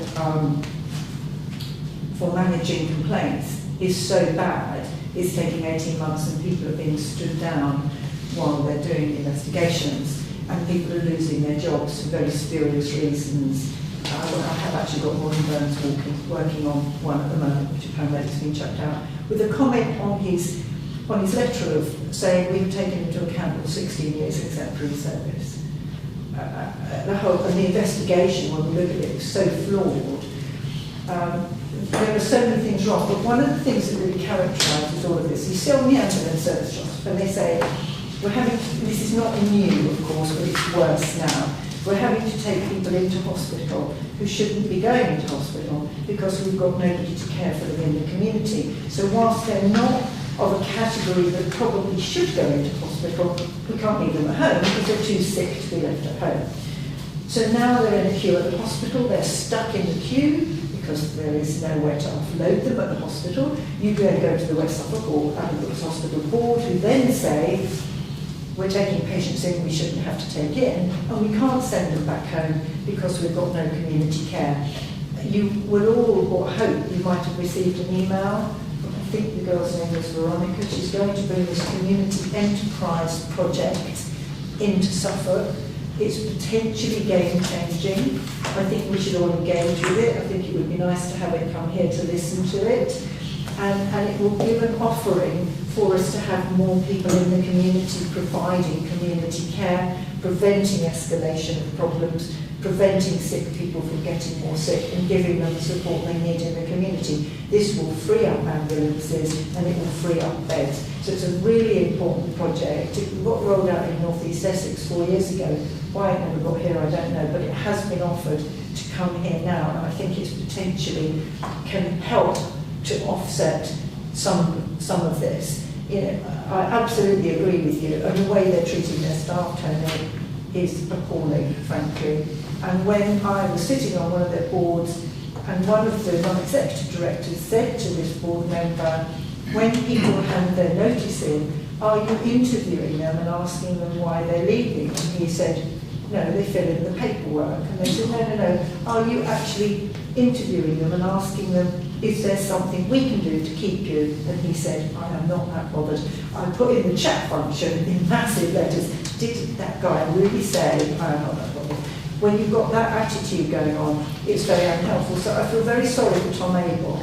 He's the third chief executive who's tried to change the culture, but if the management directly underneath you have a bad culture, you'll change nothing. So he's really got a challenge on his hands, and I don't see a massive change coming about. I think it is a nightmare problem. But tethering, there's never really been such a thing as tethering. It may sit here to start with in the morning, but the first place it goes, it gets stuck out there. But that rapid response vehicle had to go back after every time it got called out. That was the whole point of that. I can tell you that one. But most people didn't, but the figures speak for themselves. Some extent, because it was much better, wasn't it? Yeah, but that's because we've got more people having to go to, people who are not as sick.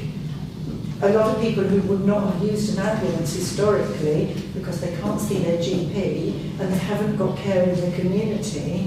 So the problem is not just the ambulance service, it's a problem that the whole system is broken and needs fixing. Thanks, Mr. Smith.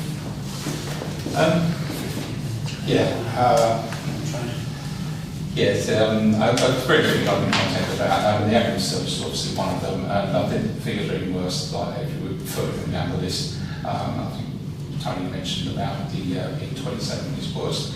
The C2 of the 90% on it's actually 81 minutes. It's gone up from 107 to 1 hour 7 minutes to 2 hours in a minute. As it says, the target is 40 minutes, so that's huge. And obviously, I support Tony's suggestion that we do contact this chief executive, what his name is, Marcus Bailey, and perhaps try to get them here to answer our questions. We'll try that before, I know. But I think we do really need to have a sustained campaign to actually revert the withdrawal of our RIP from the town. And I understand what I was saying about it's not truly tethered, but at least it got more chance of it being here. I mean, to me, it's just basically sort of playing with targets, isn't it? They obviously get more calls in the Cambridge area, so they've moved those 156 hours to Cambridge because they're more likely to meet their targets. Can I just ask, in your figures, you do know that for quite a few months they stopped attending anything but C1 and C2. So they withdrew any service to anything other than C1 and C2. That was documented. So I don't know whether your figures reflect the fact they weren't actually even attending anything below. So they're even worse then? Yeah. So basically the local management has basically taken responsibility of it. They're not doing anything about it, so we need to go higher. The other thing, sorry, do you want? Yeah, go on. Sorry. Chair, yeah, sorry. I'm chair too. Yeah, and the other thing is the anaerobic digestion. I think there's something that obviously the residents of Wimmersfield are very unhappy about, and it does affect us as well on our borders. And I think we need to see if we should be supporting Wimmersfield Parish Council in their objections to what's happening over there. Obviously, there are more questions that need to be asked. Are we thinking of getting the people into our town council to speak to us about this? I know we'll only get a one-eyed view of it. So I think it's going to have a huge impact on residents living that side of our town. I can answer that, and obviously they were going to be coming to see us last Tuesday, or whenever it was, but obviously it was impacted by the passing of the Queen. And obviously they're in touch with Vicky, and she will be organising as soon as it's practically possible. They thought that we could do a Zoom meeting, and I said no, we don't want a Zoom meeting, we want to see the whites of the eyes, so it will be happening. plan, because I've already had some complaints from residents in Hampshire End, so it does affect Haverhill. Absolutely, yeah. And there's certain things about it that doesn't mean true. I mean, they're saying, oh, they're trying to hide around us with environment and stuff like that, but it's not. It's something you can see in space here. But actually growing crops to put into this thing. They're going to get methane out, they're going to get silage out. Basically, they're building a mechanical cow, aren't they? That's what's happening there.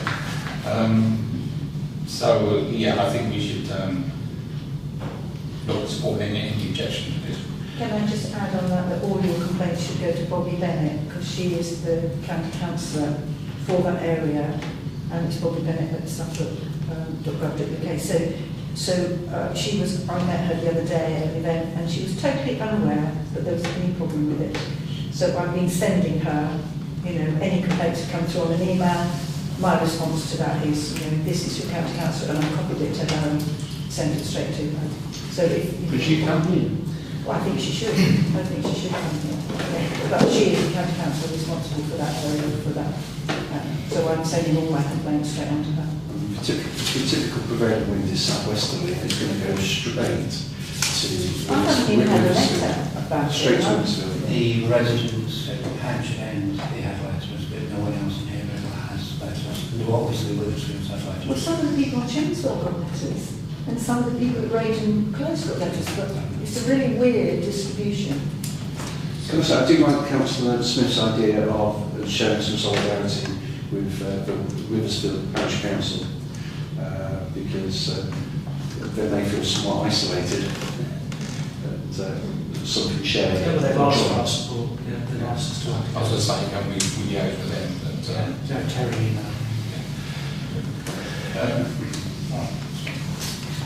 Oh, you've got some more? yeah, so the other thing about the Pebble Sport Plan, which we've already mentioned anyway, and the other point is that with the help of Councillor Hammond, we've arranged for Dentate to come to town. Dentate. It's something that's taken a while to bring together. There's still a few finer points to iron out, but the date we have in the diary is the 20th of October, and we hope to have their ban on the Market Square on that Thursday. With the help of St Mary's Church, who will be providing the room for the people to be triaged, so they'll be able to see up to like 35 patients on that one day. It's not there to replace the local dentist services, it's there to help them out, because we know that at the moment there are a lot of people that are not receiving the treatment that they need, and this is just a small way to help people in emergency. Thank you. Councillor Hammond? Yeah,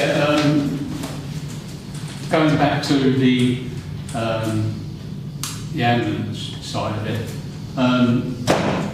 I feel that we should bring, what's his name, Norman? Mr. Norman, is it? No, but he's just the area. We've got to go to the Trust Chief Operating Officer. It's the guy that runs, I know he's the Chief Executive, but there's a guy that's the Operating Officer that actually is in charge of operations. So it's a guy called Marcus Bailey.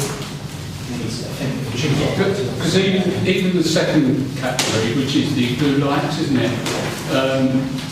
I had a slip disc years ago, and I was a blue light one, and they come very, very quickly, because I was in very, very severe pain. Really, if they come right out the disc and move that nerve, it's really severe pain. And if someone breaks a leg badly, that's a blue light.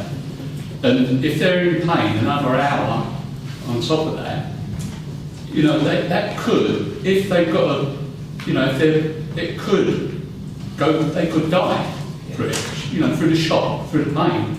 So it's quite serious that, 18 minutes, that's ridiculous, it really is, for a blue light.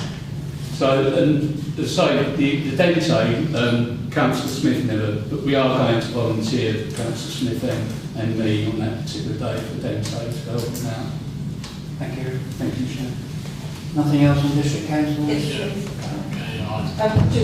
Just very quickly, I met with a dentist today because I want to find out what the new, I don't know if you know, but we did big scrutiny on it. I think you saw the papers on that. and the government agreed they would change the dental contracts. It was done in 2013, and how it ever got passed, I don't know, and that's why we don't have any dentists now, because in essence the contract meant if somebody pitched up and they need 10 fillings, they got paid, the dentist got paid the same as if there was one filling, and that was really not efficient for dentists. So they agreed to change the contract. So I spoke to the dentist today and said, have they seen the new contract? And they said yes, and it's dreadful. They have made virtually no change to the contract. The only thing they've made a change to is root canal fillings, and they said most newly qualified dentists cannot do root canal fillings. So I think we need perhaps to still keep challenging that needs changing, because unless we get NHS, unless dentists are not going to agree to NHS contracts unless it's economic for them to do it. And the government said they would do it, they said they would listen to it. I will raise it again at scrutiny next week, but I know now from the dentist today that's not happening. So we're still going to be firefighting on that one. On the aerobic digester, massive amounts of complaints, really. It's all that. I'm a bit shocked really, because I haven't seen that one coming and I didn't know about it. And the only other thing is, Nan Endersby, a lot of people in the town would know, and Jo was involved with this.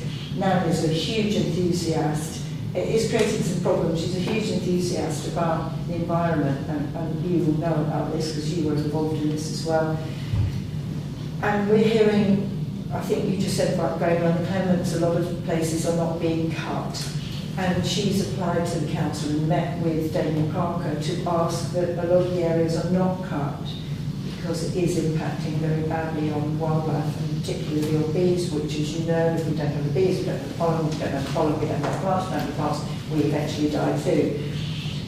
What Damien has said is the mowers that they've got can't really accommodate what she wants, because she wants just the swathe, the sort of 1 metre swathe at the edge to be cut, and then leave all the back that doesn't really impact on people. But apparently have rotary mowers that doesn't accommodate that.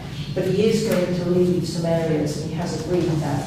He's a bit worried about the volume of complaints it's going to create. So, you know, it's a difficult call, isn't it? Do we look after the environment and effectively look after ourselves and look after the wildlife which gives us our living, or do we pander to everybody's whims that they want a tidy environment? It's a really difficult call. And I don't know the answer to it, but Nan is really pushing, and Julia Wakeland is working as well towards that, and another councillor. So they are very enthusiastic to try and work with that. I don't know if there's a way we can work with it. You know, I think they're looking at discrete areas at the moment. Chair, if I could make an observation, in terms of the walkway and Clements, one of the things that really struck me particularly is there was a flight of stairs I've never even noticed before, just behind the Suffolk Punch. It's actually quite a frustration. There are so many planters that are not being planted up on the Clements estate. Bees could have a field day. The concern is that there's weeds across all the footpaths. They're not only damaging the footpaths, but making them difficult to walk on. And the whole thing looks unsightly. So I don't think necessarily that there needs to be any conflict, if you like, between people who want their estate to look nice and people who want to encourage the bees. There are loads of planters that could be planted up, and I think Councillor Everett has offered to use some of his own councillor budget, I don't know the portfolio holders get it or to pay for some bulk planting of the Clements, for example. Do you want to? It's now nearly 9 o'clock, so we need to suspend Standing order 3X. That was Councillor Morris, seconded. Councillor Mason. Show of hands. Thank you. Chair, on the back of what Councillor Martin was just saying, County Council in February, the Cabinet decided they were going to move away from using glyphosate in terms of weed control. I've been chasing that up and wanting an update, because by the end of 2023, glyphosate shouldn't be used by Suffolk County Council. It's not being used in Mid-Suffolk or East Suffolk now, and increasingly West Suffolk is one of the outlines where glyphosate is being used. That is going to have some implications in terms of weed control, but there's a lot of concerns and increased research showing that the damage to bee populations.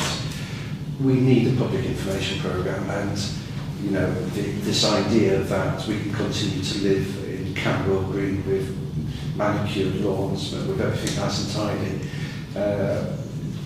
You know, we're not using pesticides. We are going to see some areas growing in a way where it's a different sort of natural beauty, but one that doesn't damage our bee population. So it's going to be interesting to see how this develops. But as I say, Suffolk County Council are committed to stop using glyphosate going forward. Thank you.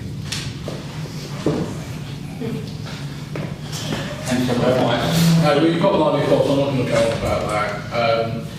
Yeah, I mean, to be honest with you, West Suffolk have not been weed killing for several years now, because they keep forgetting rules and stuff. So we have got weeds everywhere, and places like the Market Square, the Chalkstone, you're right, Colin, down the steps by the resource centre there and everything. The biggest problem is they had a change of organisation, didn't they? So the people who were dedicated to keeping the places neat tidy are no longer responsible. West Suffolk, which is really annoying. I was at the cemetery today for remembrance planning, and I think I was quite surprised about how the grass hasn't been cut. But on the schedule this week, they're due to do all the roads next door, but the grass hasn't been cut in the cemetery, so you've got grass this high, which is not very good. Anyway, my addition to the report, I think is, and I've had a bit more time to study it, is the bus service problem. The Mayor of Combined Authority has now come out publicly, not necessarily about my number 13, he's going about number 11, I guess, in Newmarket, something like that. Obviously, he's probably his mates have contacted him, but anyway, I think the biggest problem is that the new 131 service is supposed to be a local service around the town. When I spoke to them today, they could not confirm that it's actually going to serve Clements anymore.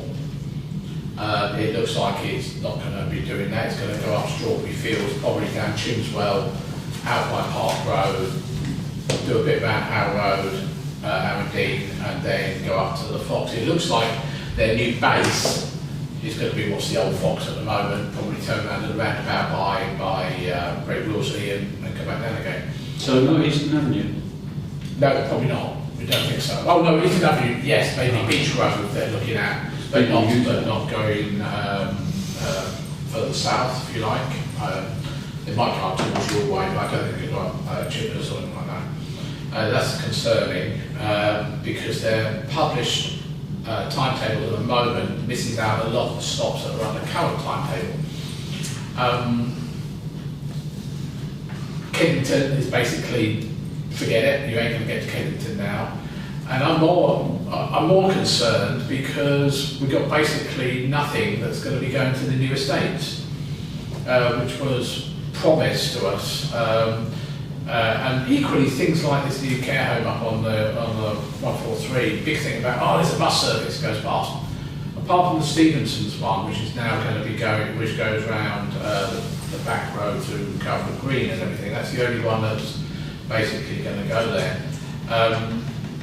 So I think it's a slide through the back door, let's cut the service down a bit. I mean, to be honest with you, the circular route, as they call it the something circle, Haverhill Town Circle. Yes, it's probably circling the town, not actually doing what. When I was speaking to them 3 years ago, pre-COVID, they were going to do 6 loops around the town to all these estates, which I thought was brilliant, including the new development as they got developed. Obviously, some places you can't get through, like up through Chapel Way and things like that. It's going to be impossible. But I don't know how we can support whatever things. I mean, Suffolk County Council have come out with a vague statement. I'm not talking about your report. I'm talking about generally. I don't know how we can support, because we're basically, one of our objectives, even though it might be down the list of hopper bus service, and I've got a feeling we're just actually losing what we've got already, and I think we need to find out more. Can we invite someone from Stagecoach to, it's bizarre how they set these new routes up without, it doesn't seem to, they don't seem to consult with the public, councillors or anyone that just arbitrarily, it'd be great to actually have a conversation with someone. I know John was... if you reduce the service, then you can also end up reducing the demand. Sorry, we will have one conversation. And it ends up becoming ever more dwindling. Portfolio Auditor Richard Smith said, if you don't use it, we're going to lose it. And we need to be encouraging people to make use of our bus services.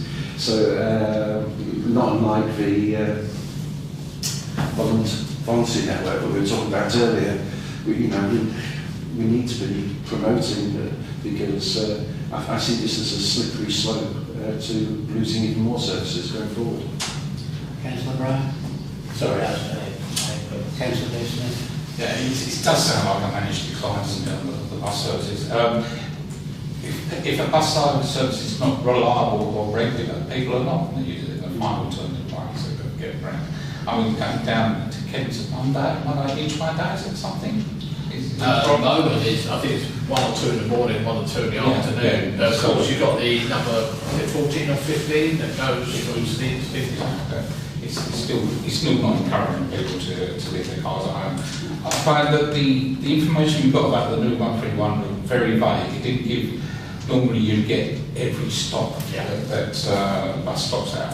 The information there somewhere. Searching the Stagecoach website, there's no information at all. So you couldn't really tell what the actual route was, but at first glance it looks like that basically the route is not going to go through places where people are more likely to use it. And I'm talking about the less well-off people. It's going to go around places where people are going to use cars because they can afford to. So it just seems totally sort of counterproductive or counterintuitive to running a bus service. It's like they don't want passengers and they want it to wither on the vine so they can get it again. So it's not good. So these new proposals are being implemented on the 30th of October, so we need to really meet Stagecoach before our next meeting, which is on the 26th. I need to get the right information. I spoke to their PR department today and they really couldn't give me an answer properly, so maybe we need to get a definitive, let's get, like Councillor Smith just said, let's actually see all the potential bus stops. I mean, according to the latest schedule, they're not even going to stop outside Lidl's now, in theory. And that is very popular. Yeah. It's a big use of that. Yeah, it is. That's in theory, but they don't show you the proper way to go. They're cutting the service to Cambridge as well, aren't they? Yeah, well, it's They're not from here, aren't they? I think it's they make it once an hour instead of once every half. during and I think it's off peak, yeah. I just speak to me yesterday, living in Kennington, they said they work in Cambridge, they said no chance. So, they work 7-hour shift, they'll be out of the house like 12 hours a day just to get the connection. No X13 by the thing. No. Or the other one, 13 days. But he went around MS13 and went through. Yeah, because one's going to go direct now and not go around. Yeah, which I fully understand that, but they need to do the loop cycle. Yeah, Matthew Hancock rang me on another subject. And I mentioned this to him, and he said, I know I'm handling the Newmarket situation, but I said to him that they cut it because we don't know what the rush hour times are, because that number 13 can get very, very crowded outside them particular hours. And if they're only going to run for 1 hour, this is what I told him, it's going to be dangerous, because reading on social media, they actually were sitting on the stairs. It was so crowded, they was just over the top, because it's around about 90 they can carry, with people standing up downstairs. but they were sitting on the stairs, you know, so it can be dangerous. Well, it's dangerous now, let alone what's going to happen then. But on the map, they sent me an email today, funny enough, and it's awful, absolutely awful. And all it gives is a round circle with Haverhill, but it gives a number 13, it actually goes through to Kennington. It does, about once a day now. Yeah, once a day, that's what I mean. So, you know, it is going to run once a day. And another thing I told Matthew Hancock as well, during COVID, Stagecoach made double. It was 13.1 million they made the year before. And it doubled to 32.9 million profit during COVID. And I said, that's taxpayers' money. That's what I told Matthew Hancock. The taxpayers' money were given to these companies. That's the reason, because of COVID. But they doubled their profit. It's scandalous, absolutely scandalous. And all they're doing is cutting services to make even more profits. Absolutely scandalous. Sunday services again. Sunday, No, Saturday. no Saturday and Sunday attendance. Well, I've got to rely on Steve's. The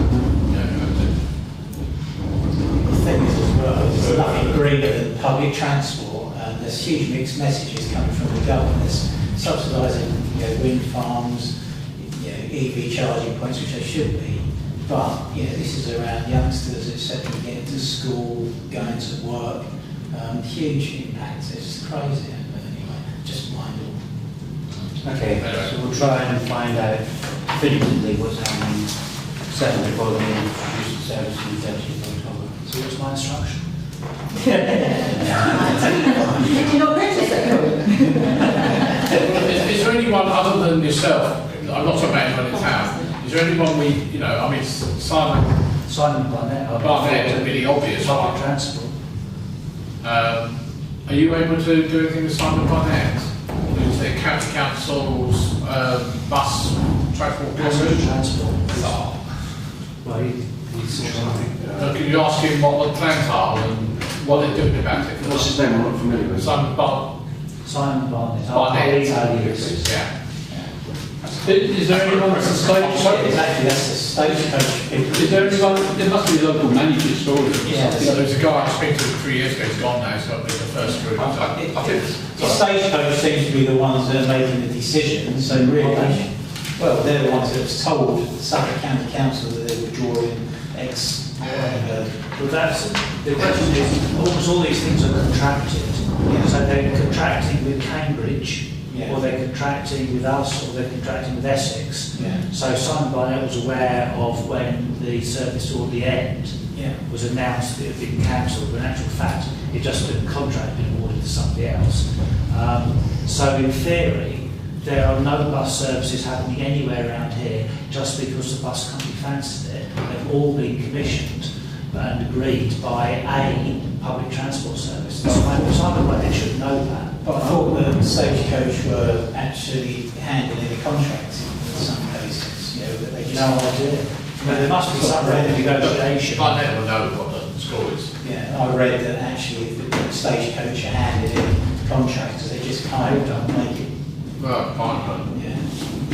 But the responsibility for the provision of public transport rests with Suffolk County Council Passenger Transport Service. It doesn't rest with any individual company. But I would say the problem is if Suffolk County Council are cutting the subsidies they give to the bus services, They're going to cut the services. I mean, the only ones that are actually got in chances of buying are the ones that aren't half subsidised. If it's a standalone service, it's got to be viable. To cut this down, can we, Joe, could you ask Simon Barnett what he knows about it and what they're doing about it, if anything? That's possible. John, what I came to, what happened to the on-demand service that Suffolk County Council set up?